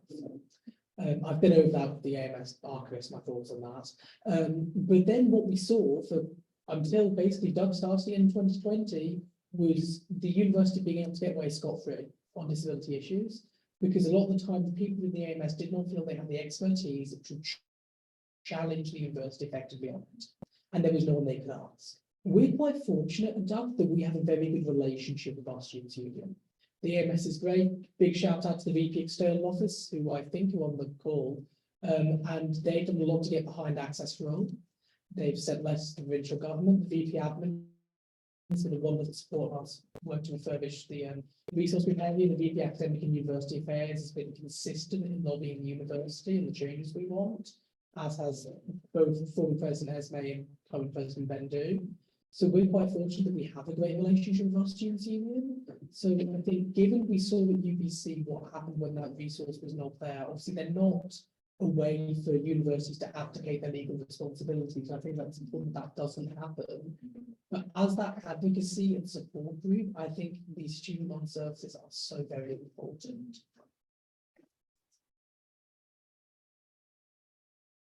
I absolutely agree with everything Josh said, but I also think that the it's complicated answer is a very good answer, because despite all of that being true, unpaid labor sucks, and that's what a lot of student run services ends up having to be. Josh and I often put in like almost for a full-time job worth of hours, and we do not get paid at all in any way to perform. The maximum honorarium we're allowed to be paid is like $100 total, I think. It's awful.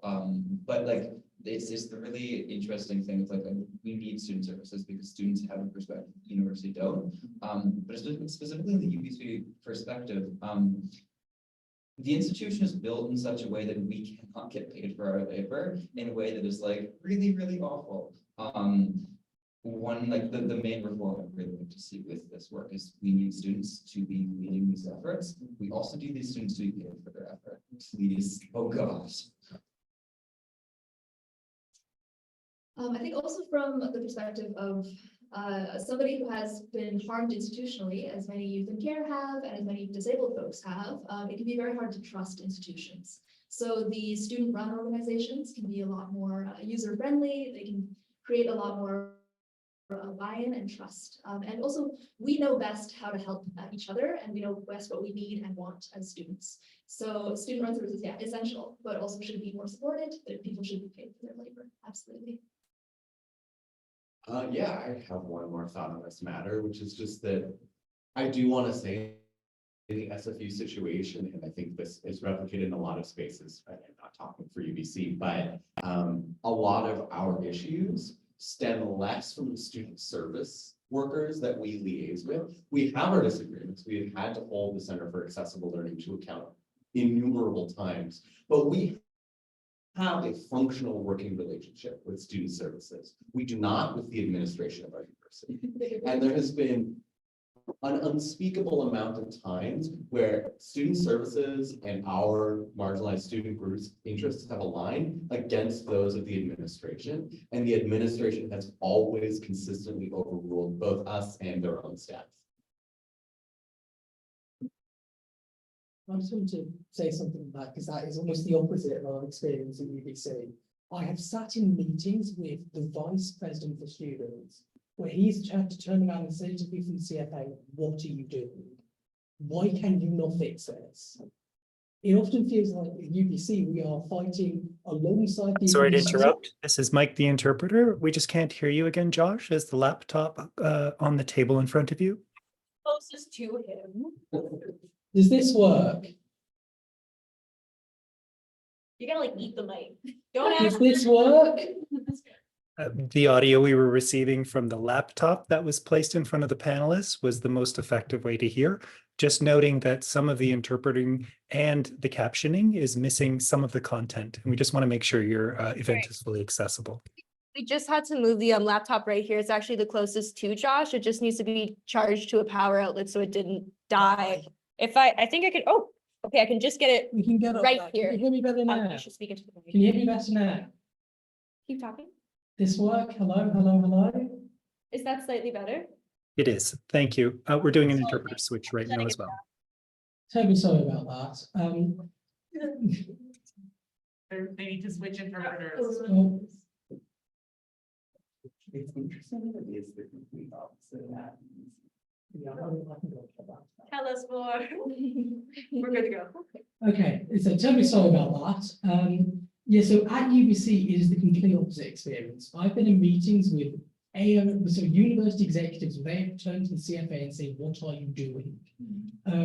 It often feels like it is us in the administration against the service that is meant to support us, that is meant to have our back.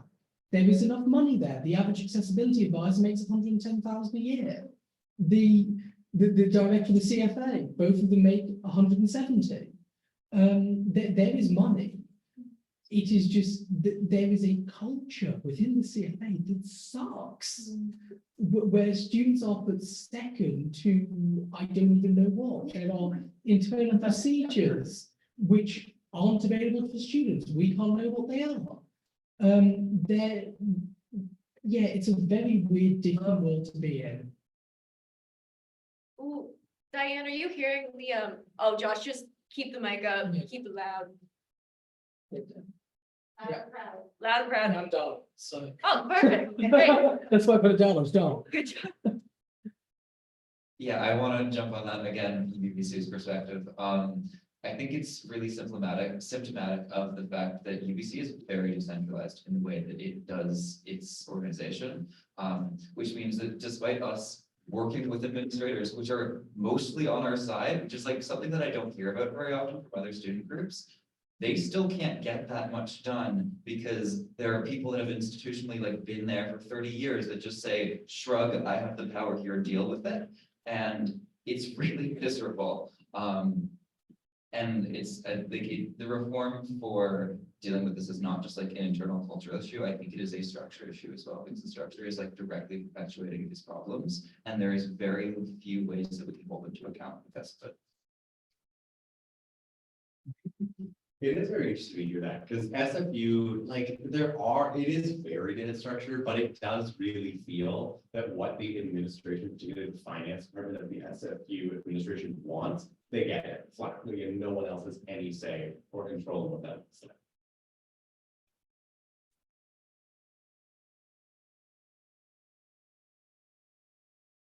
Thank you. Just want to check in with that. Do you want to add? No. Okay.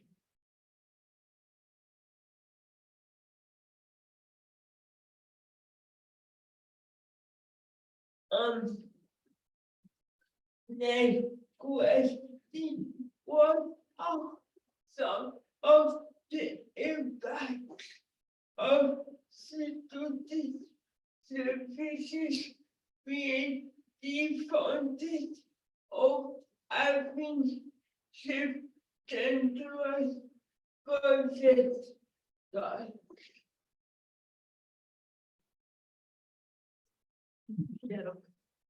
Look, I have a lot of thoughts. I think this was coming from, I think someone, and Brianna was in the room, so you can correct me if I'm wrong, but I think someone in health and counseling who said this in a haunting meeting that we had, or a series of meetings with Canadian Mental Health Association, where I believe she said, in years past, students weren't asking for these services. There was a deep stigma and they weren't being accessed. Now we're hitting this problem where students are like, these are my needs, I'm hurting and I need services, and they're being met with, I'm sorry, I can't help you. And that's the shift that we're seeing, both in our resources that are available to students and in the culture among the student body and access.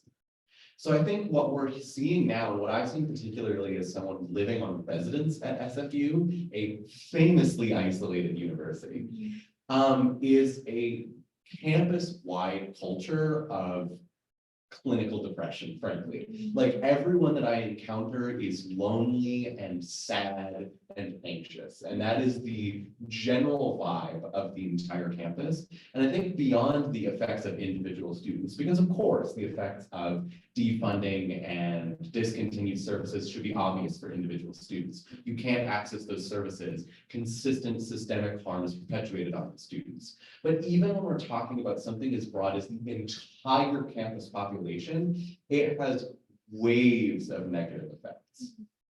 I have been speaking a lot. I'm running for my undergraduate student union's presidency, and I've been speaking a lot with students, and there's been a general consensus and agreement that I've been hearing that there is a mental health crisis going on at Simon Fraser University, and the university's actions have been stoking that fire.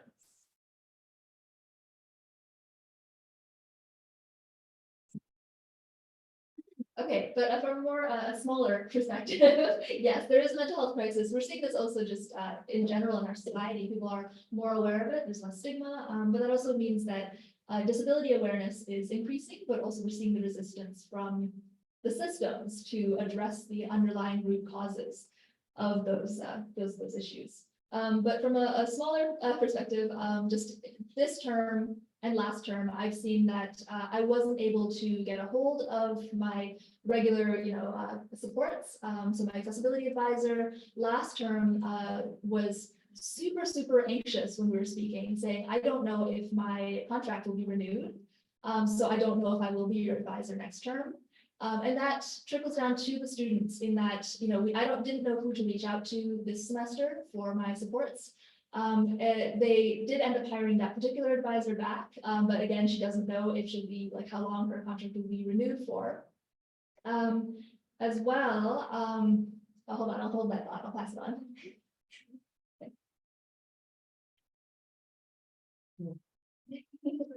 Okay, so because of this inconsistency, new students also aren't being reached out to about the services available. So it's really up to you to go look for those things. It's up to you to advocate for your needs and know what's available on campus. And often it's peer support groups that tell you, hey, you have this issue. Maybe this support that exists on campus could help you. And you go, oh my gosh, I had no idea that service even existed. And that's wrong. It should not be like this. You should be greeted from day one of being on campus with all of the resources available to you. All right, that was it.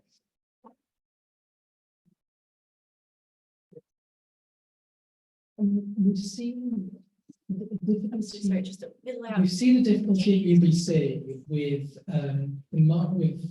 budgets falling in real terms and not keeping up with demand.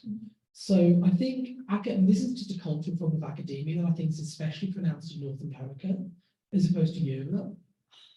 I'm so sorry, it is happening again. Oh, is it me? It's you. It's me. I'm so sorry. It's me. Figure that part. Maybe tilt it up a bit more. Like that? No, it's just how loud can you talk? Let's play. Okay, That's right. that better. I just didn't want to scream to mic. Yeah, so I think at UBC it's been the issue of budgets not keeping up with the demand. There's a culture in North America whereby academia is seen as something you struggle through.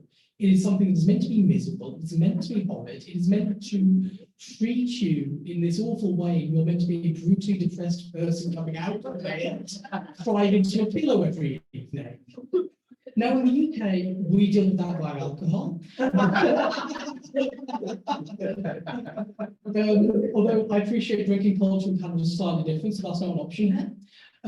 And the result of all of this is that as academia has become on paper more inclusive, it has not changed a culture which basically makes the lives of people with disabilities utterly miserable, because it said, okay, you can come into this thing, but we're not going to support you once you're here. You can apply, you can come to university, but there's no help. And that's a problem, that's a cultural problem. And until, I'm to be honest, this is something I see in a lot of faculty as well. This thing of, well, why should I? Well, you should because it's the decent thing to do. You should because disabled people are people. You should treat us like people. And that's a lot of the problem, is that until there was a culture change in academia in North America, this isn't unfortunately going to get much better, because these budgets need to not just increase with inflation, they need to double, they need to triple. You shouldn't be waiting months for a doctor's appointment like you are right now at UBC. You shouldn't be waiting weeks to hear back from your advisor or weeks to get a counselling appointment. So yeah, it's not just being as awful they are at SFU, but it's also just not rising to meet demand, which is a major problem. Yeah, to jump on that, I don't also think it's just a money thing, because if you don't change the culture, you can pump as much money as you want and nothing will happen substantially. We can look at the CFA right now. Money is being pumped into the CFA to a pretty high degree. The ratio of students to advisors is going down by a large amount. It's gone much lower than the DRC, which is the equivalent in UBC Okanagan. Yet every time we talk to our equivalent members or groups in Okanagan, they're saying our experience is so much better than yours. Why is this happening? The CFA is better funded, but the culture is much, much, much worse. So you need both the culture change and the money. And right now we got neither. And it's a massive issue that's going to take a lot of time, but we cannot do just one and we cannot just do the other. It has to be both. It has to be both simultaneously. I had a couple more things I wanted to raise too. We were talking about specific services, and I think one of the most devastating things that's been happening at SFU is not only the lack of quality or accessibility of care, but specific services being gone entirely. We had a dedicated queer counselor who served for students of queer identities, helping them navigate school life, academic life, and student life more broadly. They were let go. That service no longer exists. It was in a mass round of budget cuts that their contract was snapped, and rather than choose to ride out the last month of their contract, they resigned. That service is now gone. It has no sign of being replaced. And I think as we're talking about the future of SFU, these mass layoffs that happened recently came as part of an indefinite hiring freeze. So SFU's open indication is we are not going to walk this back under any conditions. It is our specific intent to deprive these services. The other thing that I think rightfully, because I don't think any of us are graduate students, but that I think needs to be talked about as well, especially when you're talking about the culture within academic institutions, is the plight faced by disabled graduate students. Because at SFU, for instance, our ability to access supports for disabled students and enact those things might be difficult, but in theory, those supports exist. They flatly do not for graduate students at this institution. And the general expectation that graduate students have heard from GSS, from the professors, GSS is getting better, but still within a lot of these key spaces is you are meant to struggle. If you can't handle it, you shouldn't be a graduate student. And that is the culture that they're running up against. One of the most preposterous examples of that is for like significant accessibility needs, like loss of a limb or wheelchair access. Graduate students need to apply for that for every class, for every term individually, manually. And the university keeps no record of those things. The graduate students have to individually inform every person that they work for, take classes with, of every single aspect of that themselves. And there's no systematized system. There's no student group, especially within GSS. I know DNA has long been working on helping to advocate for grad students. And I'm not sure if Cal explicitly or implicitly doesn't service graduate students, or at the very least, not meaningfully.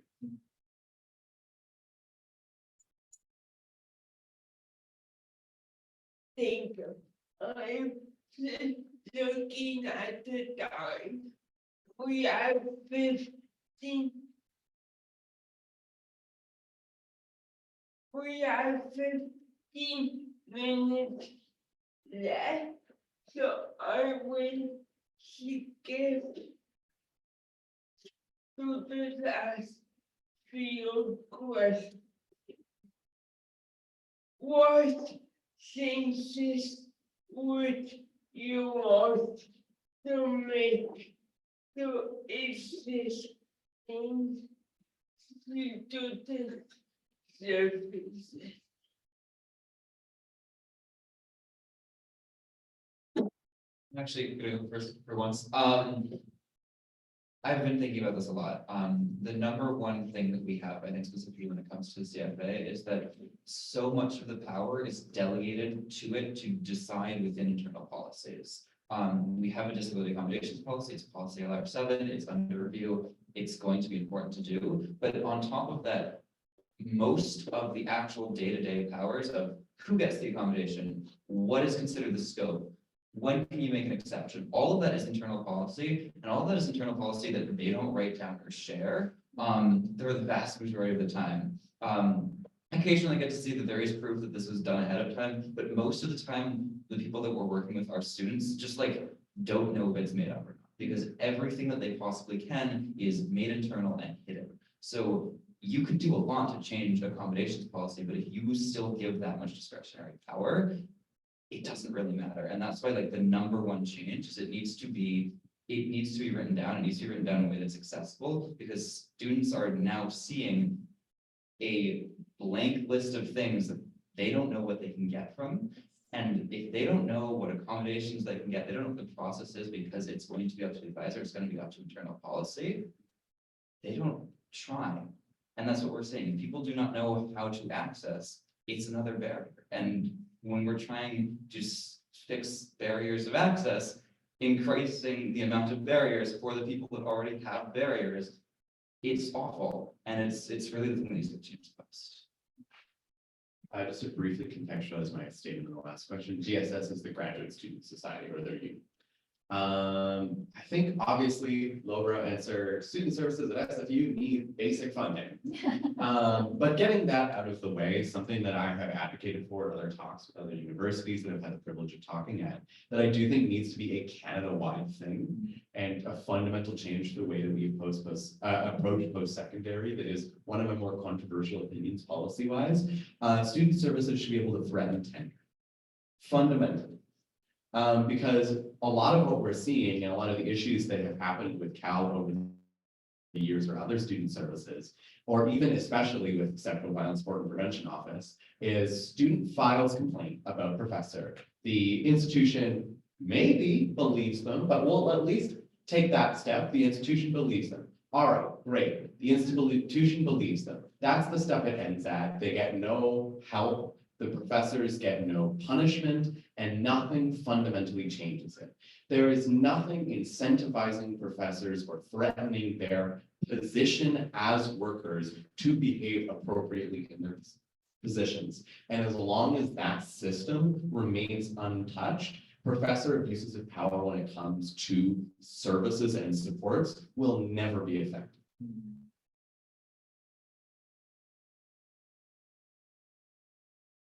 Thank you. Yeah, to build on to what folks were saying before, that many folks don't know when they enter an institution what supports are available, and they don't know what rights they have as students, and therefore, yeah, they see that the institution has power, and they don't want to challenge it. They're scared because as students, we want to get our degree. We're young often. And we're scared. Many of us maybe have other power dynamics in our lives. Maybe our families are pressuring us into going to school in the first place. And so you feel you're coming to a place where you're becoming an adult and you're learning how to advocate for yourself and learning how to be your own person in the world. And institutions should nourish that. They should nurture you to seek empowerment. And they really don't. They're here, they're trying to get your money. And they're trying to you're just a number to a lot of the institutions.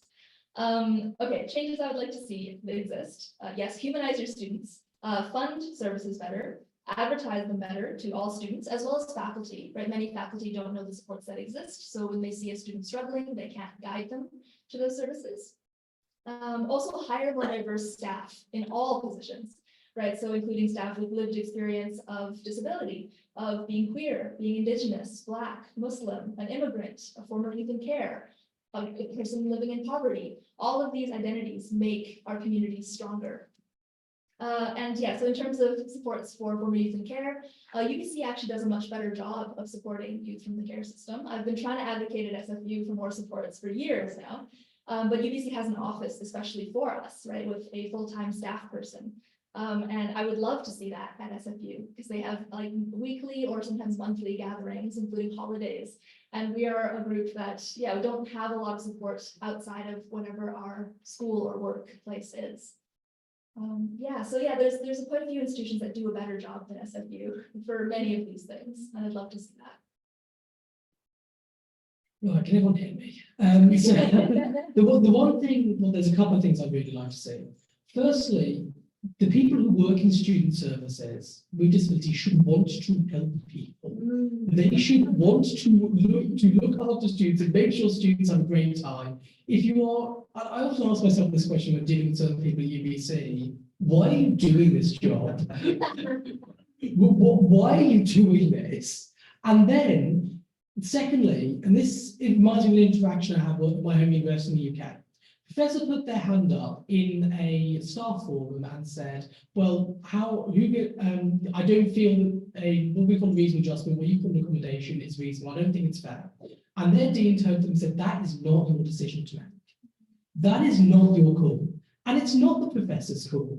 They are not an expert. They don't know what disabled student is going through. They often have no idea. Professors should not be able to decide this. That should be in the power of a disability support student service that cares. And we haven't had tenure in the UK since the 80s for precisely the reason you described. That's why we got rid of it.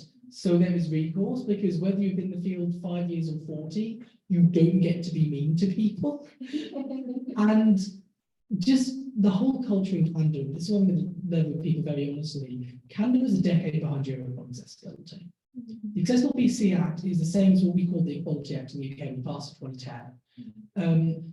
So when students, especially international students, which fund a lot of domestic students, which fund a lot of these education institutions, are looking at Canada, if they're disabled, they're going to think, why would I go there?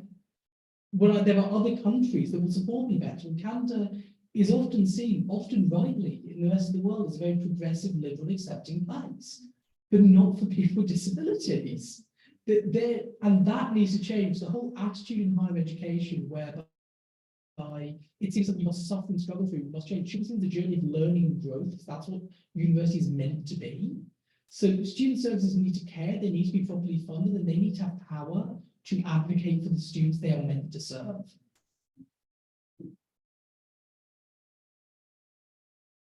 I'll just quickly add something there.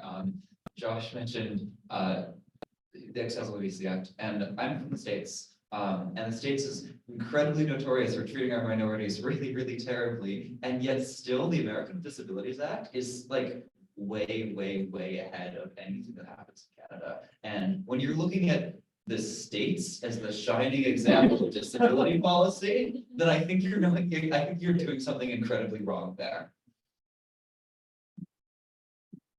Think we would move on to that question. In your experience, how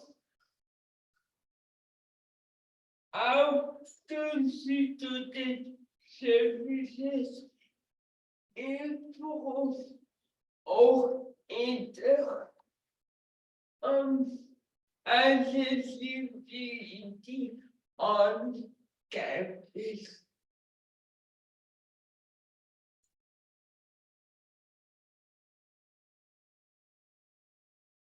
So just to clarify the question, how do student services like improve or enter into the process of accessibility on campus?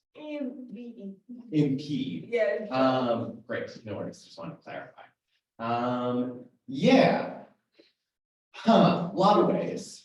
I think fundamentally student services impedes accessibility on campus primarily through inaction and lack of power. In a lot of ways, the university goes, oh, we have these various orgs that keep us accountable, and therefore what we do is accessible, it's following guidelines, it's helping students. But most of what those groups that are supposed to hold them accountable do is check a box at the end of the form.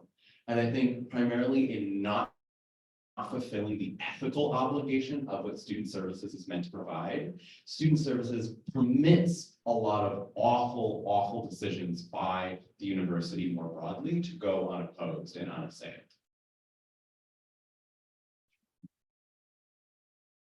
I think at UBC, again, we have the opposite experience, whereby our student services are far too powerful and have far too much power to do harm to disabled students.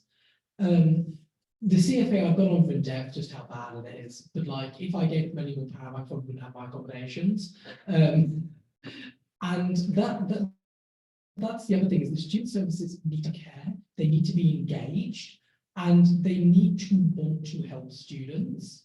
They are often sadly used by universities as a way to shield themselves from legal action. They are there to stop the university getting sued. Sometimes go the other way, they increase the likelihood of the university getting sued. But I appreciate that is the rarer form of things. But often it's very basic things like, okay, you have a website, wonderful, but give people a paper form as well. Don't force people online. Don't force people into approaching things via one course of action. Don't put everything about someone's disability accommodations in one meeting with an advisor and, oh my God, you better remember it, otherwise you are screwed for the next 3 years. It's stuff like that. It's compassion, it's procedural fairness. And it's making sure that at the end of the day, students are seen as people, not as a number on a screen that's to be got through so you can get to the next appointment and make sure you have met X number of students today and X number of students this week. Because that is what otherwise students can get turned into and the lived experiences get forgotten. I think tying into that with a sort of like personal perspective on it as well. I'm someone with severe ADHD. I deeply struggle with bureaucracy, and one thing that's endemic to SFU, and by the sounds of it, not much better elsewhere, is the idea of when you go to someone's office and try to talk to someone, inevitably their goal is to get you out of that room and sending an email as fast as possible. There is no service at SFU for which you can walk into an office and acquire that service. It always requires multiple book meetings, a series of emails, every opportunity to filter out as many students as possible from accessing those services. And for someone with ADHD, it has been a fight, honestly, mostly for my loved ones to make me do it, to actually meaningfully access these services, because the university tries really, really hard to make sure that I don't follow through. Yeah, I hate emails. They're the worst. Yeah, I absolutely agree with everything everyone has said here. Services have a problem where, endemic to the fact that we are students that are paying to be there, a lot of the times at the end of the day, the people at the top are seeing us as, you know, figures, especially as an international student. I have a lot of money. I give them a lot of money and they want me to go away when they want my money. UBC is this great nickname, University Building Construction, because most of what we do is take the money of international students and just build more things with it. For context, we have a land use plan for 2050. We're going to build about 9,500 new market neighborhood housing and only 3,300 beds for students. Services see students not just as a number to get through, like Josh said, but a number to get profit off of, so you can build more things to get more profit off of. I think this is the problem is just capitalism, honestly. I'm invited. Moral of the story, no more capitalism, thanks. Just as a very quick note, I just need to hit home SFU's budget cuts for building buildings. That's what they've been explicitly going towards. Such a commonality.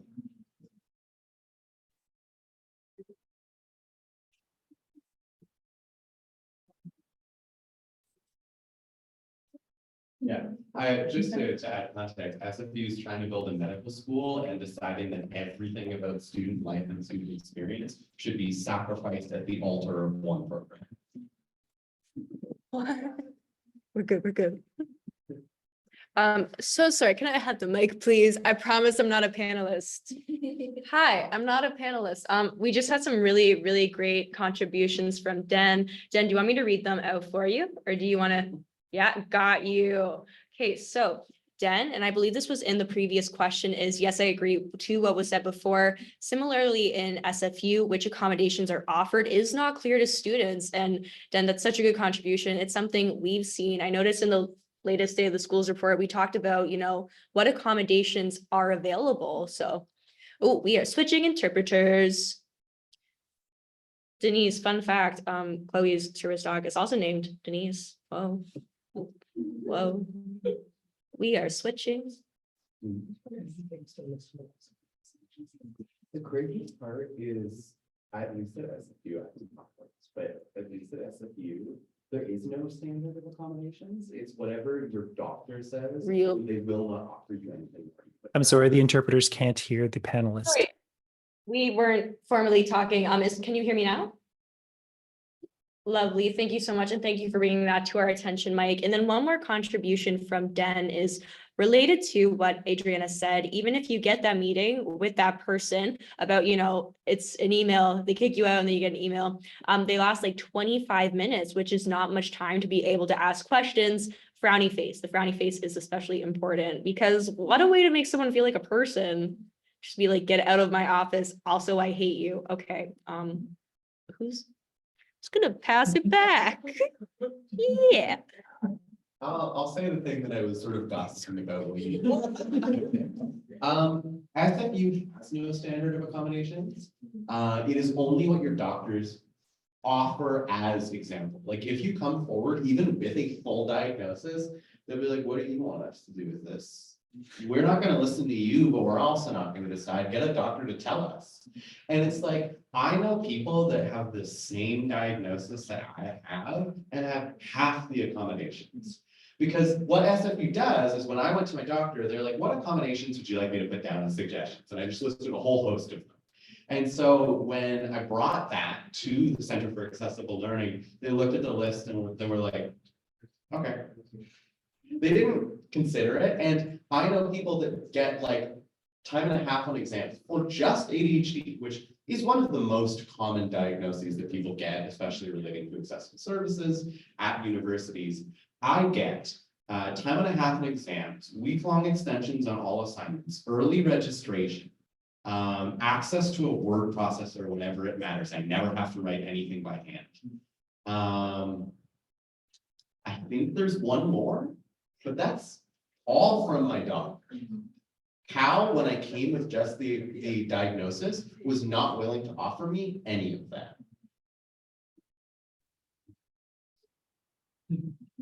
So just doing the international perspective back in again.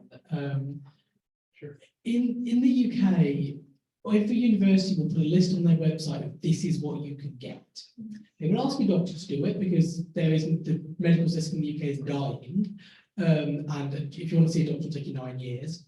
And in UBC, it's not much better. If I book an appointment with the UBC Student Health Services today, if I try today, if I'm lucky, I'll get one in June. So what they do at UBC is instead, what your doctor put down doesn't matter. It is purely the vibes of the advisor. So we go too far the other way.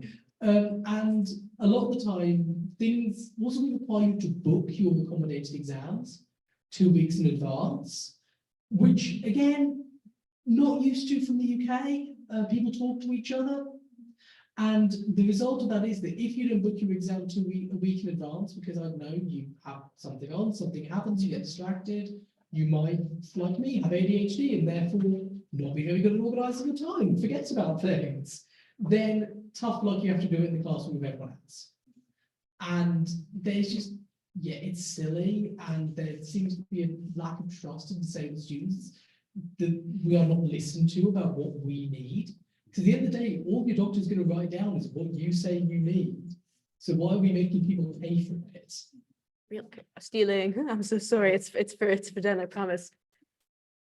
I almost ripped out my earring with that. All right. So Den adds that people with ADHD, we have to book in advance, which is very stressful. Like executive dysfunction is so real and it will prevent you from access. Sorry, I'm just elaborating, but like that is such a good point, Den. Okay, and I'll give this back to you now. Oh no. Okay. Thank you. It would be so much more helpful to book all exams at the beginning of the year. Amen. Like, why do they wait till halfway through the term to tell me when the exams are? Sorry, it's just me being. Oh, one more small thing is the best way to get a hold of health and counseling at SFU is to call them. And I don't know about you, but for me, phone calls can be really difficult. And I know some people where like, I will make phone calls for my friends when I'm on a higher functioning day, because for them, it is like 5 times as hard as it is for me. The other thing I just wanted to rant about, as someone who's in a social science degree, my professors are very lenient, and therefore they sometimes give general accommodations to the class given the exam. And those are things like full open book or partial open book. Cal does not honor that. I have to choose between my accommodations or open book. And for anyone who's had open book exams, they're built for you to need open book. And that the fact that I've had to choose and that Cal has, because I have gone to exams I've booked with Cal that are invigilated by Cal, where I've explicitly had notice from my professor that it's open book, and Cal's like, we can't accommodate that. You're just gonna have to do it normal.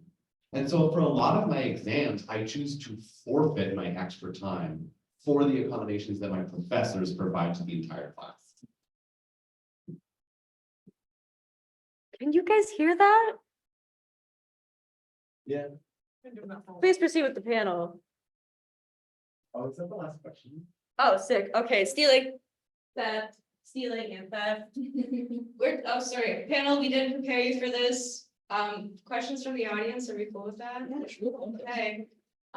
Interpreters, if you can't hear me at the back of the room, I'll just run back to the laptop. You can probably see me around watch. I shouldn't do that, I have arthritis. Please introduce yourself and say your question, yeah. Hi, thanks. Very nice to hear all of you. My name is Raj. I'm also a student and corresponding with NEADS over the last couple of years. And I've actually been a student at UBC for a long time and had similar barriers actually. And I have spoken to some other students with disabilities, and one of the things that they mentioned is they don't want to raise concerns or complaints, because if they do continue with whatever appeal mechanism or dispute policy, the university basically treats them like a problem, and they take all the allegation they have and first hand it, so it generates a lot of problem. And I also experienced that, by the way. There really isn't many resources through the BC Regs tribunal process for assistance. And I know the Disability Alliance had a legal clinic which isn't well funded, and they only provide summary support, and even that's not enough, and they can only choose a small portion of cases. So there isn't any recourse that's effective, unfortunately. And so what I was thinking about was a lot of this is, for lack of a better term, we're kind of running around in circles, or fighting kind of within ourselves in a way. And I'm wondering if there's any systemic solutions. And one of the things that I've also personally experienced is dealing with the Ministry of Advanced Education, or whatever the term is that they call themselves today, for student funding. Dealing with them and the red tape involved has been extremely difficult. And is there any formal student groups to get some policy directives from them, mandating consistency with all of those secondary institutions? Another thing that I've seen is in Alberta, they have advocate for persons with disabilities, and the similar aspect in province of BC is a seniors advocate, child and youth advocate. I think there's another advocate, but there's no advocate for persons with disabilities. And oftentimes, I think if you have some kind of independent office of the legislature or something similar to that, it may provide better voice for us to some of the decision makers, because a lot of this advocacy at the local level really takes a lot of capacity, energy, resources, and money, which may not be available. Unfortunately, even based on my experience, there's long periods of incapacity if you're in the hospital. And there's only so many spoons of energy that people like us have. So there needs to be some kind of capacity building, and maybe that's one way to do so. We can work toward that. And the final thing I was thinking about is I did write a couple of times to the UN, and I think Canada is signing a board for the committee for persons with disabilities on the conference, and that allows us to file complaints to the United Nations, because Canada is a state party to the UN Convention. And I wonder if something like that is possible, because if we can move it away from a lot of these agencies or state actors into more of a formalized international sphere, it can really put a spotlight on it. And I think that would be incredibly important to raise awareness for disability justice for students with disabilities. It took me 10 years to complete a degree, and all the pitfalls you can imagine I've encountered, and even trying to deal with grad school stuff has been impossible. So everything is said is accurate. And I'd like to know, can anything be done or can we organize or mobilize?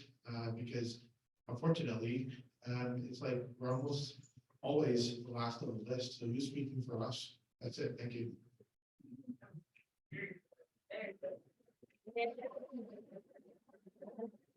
Here we go. Here we go. Yeah. This is funny. There it goes. Can you hear me okay at the back? Can you hear me okay? I just to ask, which university did you say you went to? UBC. UBC. Okay, so firstly, on your first question, you want those people want to talk to the Office of the Ombudsperson for Students. SFU has one as well. Ombuds offices are great. They're great in supporting people through stuff like that. But I absolutely agree that a lot of the time, just to give you one example, a student filed a complaint against the then director of the CFL. Then, in the time between that complaint being filed and it being given to the managing director of student services, who's the director of the CFA's boss, the director of the CFA became the managing director of student services and was then considering the complaint against himself. Yeah, so yeah, there's yeah, no, you can cut it on this. I know. My favorite part about this is she responded to the email about the complaint about herself. Oh. She responded from the email address of the managing director for student services. And she was just allowed to do that. Okay, my bad.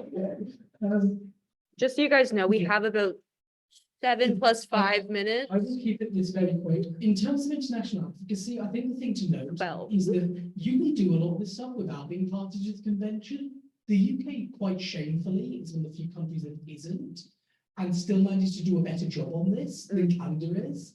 I think ultimately, and also we also have the Equalities and Human Rights Commission, which at least on disability stuff is okay, and not the best on other people's rights. But I think the thing is that what Canada needs and what Canada has needs. There is a National Education Association of students and needs to do great work. I think what needs to happen is policymakers need to start listening, because it is, you know, just as for many of the marginalised groups, it was decades until policymakers started listening to the concerns of these marginalised groups. That's all that really needs to change. I'm not sure how you do it, whether it's, you know, you protest, whether you lobby, whether you do all of that. But one way or another, you have to make policymakers listen, because until it is politically beneficial to them to do stuff for disabled people, they're not going to do it. So I think that's how you do it. You somehow find a way of making it electorally good to be nice to disabled people. And sad you have to do with that. The other thing, if we're talking political strategy, that I've always believed in and seen work for far darker forces than disability justices, obviously, is specifically municipality-based governance is something that is incredibly efficacious when it comes to advocacy and changing policy. Because as really great groups have shown us in the past 30 years, when you completely take over the municipal and administrative state, you wield immense control over the political process. And I think there's a lot of organizing work that can happen at the government level, but at the municipal government level, to control the policy and the enforcement of those policies before we start working to legislate at the highest end. Because there is a degree to which we burn out easily. There is like such momentous amounts of pressure against us to do this work, but also trying to go to the highest end of political change isn't going to bring about lasting and effective political change. So when it comes to organizing, building, at the very least in Canada-wide, but ideally broader than that, organizing momentum across like political institutions is important to broach that kind of advocacy on that scale and update things like equality rights Canada-wide in that type of sense. Yeah. Nebula, done. Oh, okay. Hello, I am back. We did have some really good. We're switching interpreters, and oh, look at you, Aaliyah. That was clean. That was smooth. So we do have about, guys, the discussion section. sorry, I don't know how you interpreted a dinosaur sound. That's on me. We had a few really good comments in the chat that I want to share. We'll call that the discussion section. And then I do believe Hassan had a question earlier. Hassan, if you want to like pop that question in the chat because there's so many chats. Okay. So we've had Hassan mention that there's an independent officer of the legislature as an ombudsperson or advocate would be a all caps, fantastic, lower caps idea, like BC's representative for children and youth. Stephanie Cadeau, former MLA for Surrey South and also a wheelchair user, is now Canada's Chief Accessibility Officer. These are really great resources and also a really great suggestion, Hassan. And I know the Chief Accessibility Officer's first ever report was tabled a few days ago. Really exciting. And I've got to meet her a few times. She's pretty cool. So, you know, cool person. And then Gloria said that I also think a big part of the problem is that some people view our accommodations as preferences / privilege rather than needs, and we are expected / forced to be lenient about them to make their job of accommodating us easier. Like basically, quotes, help us help you, end quotes, frowny sad face. That's really great, especially like when so often people think like accommodations are a nice to have. And they don't see that without them, we do suffer, but sometimes that suffering can be invisible. And so it's not taken seriously, which not to sound is whack. It's straight up whack. Okay. Yeah, Hassan, unmute. The floor is yours. Can everyone hear me? Yes. Perfect. First of all, thank you so much. I've only really interacted with NEADS on social media, and this is such a fantastic gathering. As I'm not a student anymore, but a former student with disabilities. I wish I knew about NEADS when I was in school, and just thank you for everything you're doing. I won't go on about that, but so I work at the Alliance of BC Students Society. The ABCS is a coalition of 4 different student unions, but we do provincial advocacy for all BC students to make the post-secondary education system more affordable, accessible, and equitable. And part of what we do is lobby the provincial government for things like funding, policy changes, regulatory changes. And I don't mean, I hope I'm not doing this in an extractive way, but if there is anything that anyone here would like to send us, tell us about changes that you'd like to see at the provincial level or even at an institutional level, but it has, you know, a bigger bearing on post-secondary in general, please feel free to contact me. I'm putting my contact information in the chat, and you know, I'll just give an example for the person that said that they struggle with bureaucracy. That's all too real, and I totally feel that. One of the specialties that we do at the ABCS is we amplify students' voices and have the expertise to take on institutional bureaucracy, provincial bureaucracy. They are labyrinths of different ministries and you know, government units, but we also, I mean, we not only is that one of our areas of expertise, but we also do a lot of campaigning in the media.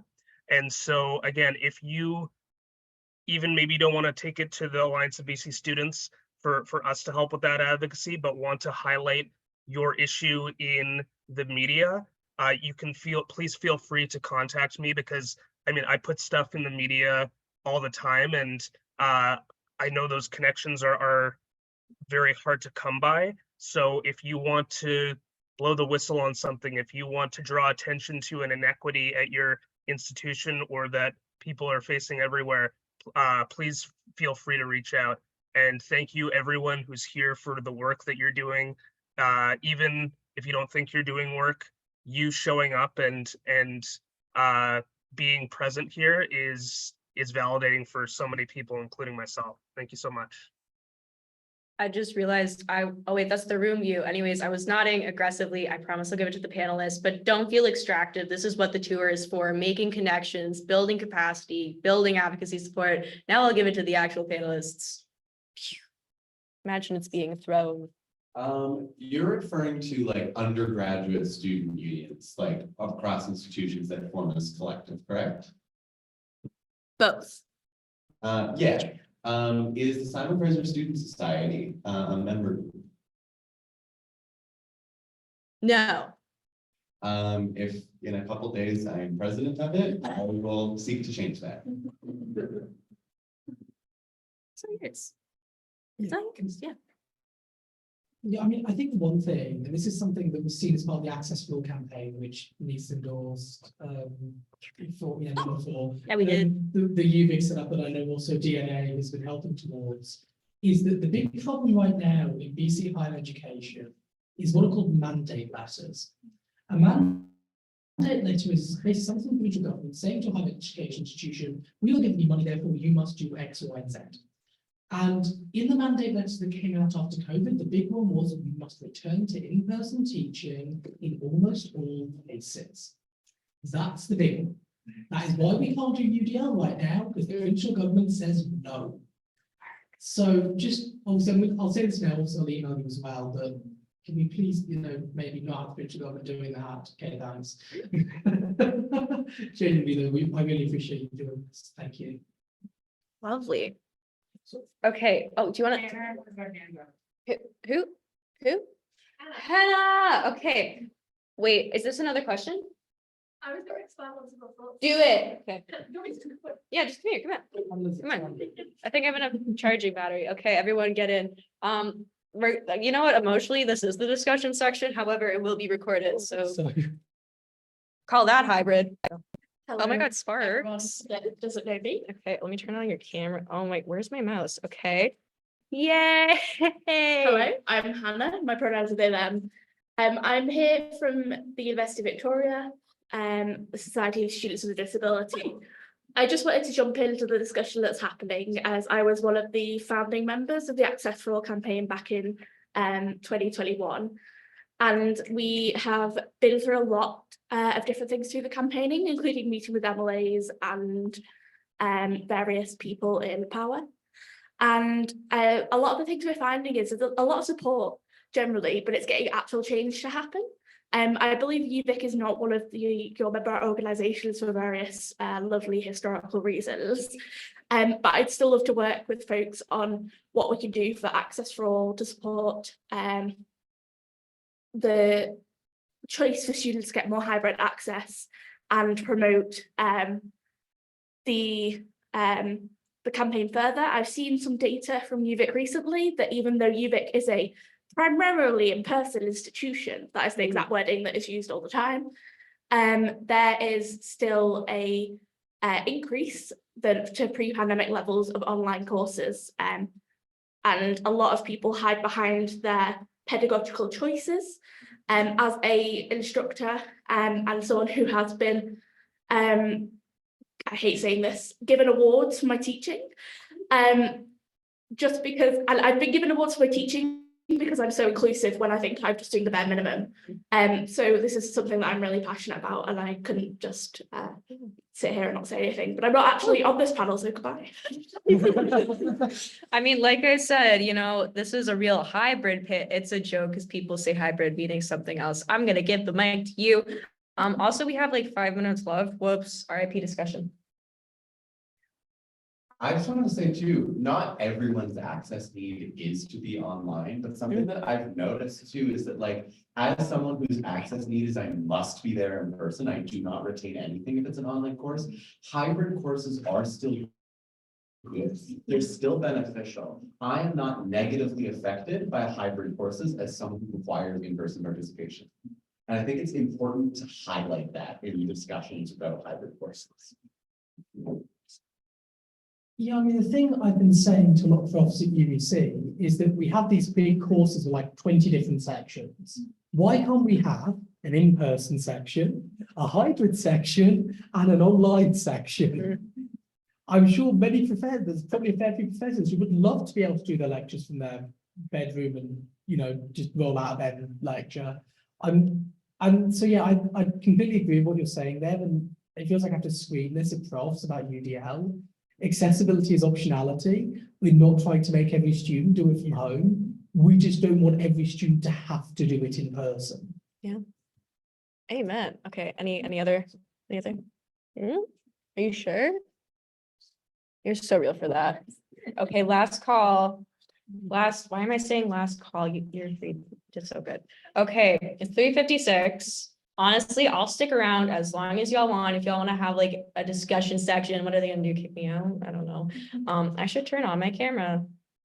Whoops. Did we ruin the discussion? No, I mean, no, we'll blame it on the tech. Basically, for closing remarks, which I'm gonna host Chloe as moderator. Any last words? Okay, you did stellar. Honestly, I think this stop has been so exciting. We've seen so many emerging themes. You know, Vic, we talked a lot about hybrid and online, and you know, we also talked about in Nova Scotia the affordability crisis. And here we're really talking about. We're really tackling accessibility services and their treatment, and also disability justice, our legal recourse. And we got CRPD mentions. We're talking about legislation. Like, this is an exciting new direction we haven't really tackled before. And just, you know, all of your lived experience, your insights, your comments were just so powerful and just so insightful. You know, I was at some civil society meetings with a ton of disability organizations the last week, and we were calling out BC all the time for kind of being the worst. So to be here and to hear from you guys, it's the worst, is not reassuring. I'll tell you that right now. But we know that BC is, you know, one of the frontiers of disability advocacy. It's where the most change is needed. And, you know, with you guys, I think we're going to get it, because this is really strong, really powerful advocacy that I think we're very lucky to have. But the BC government needs to get it together. Okay, we can stop the recording.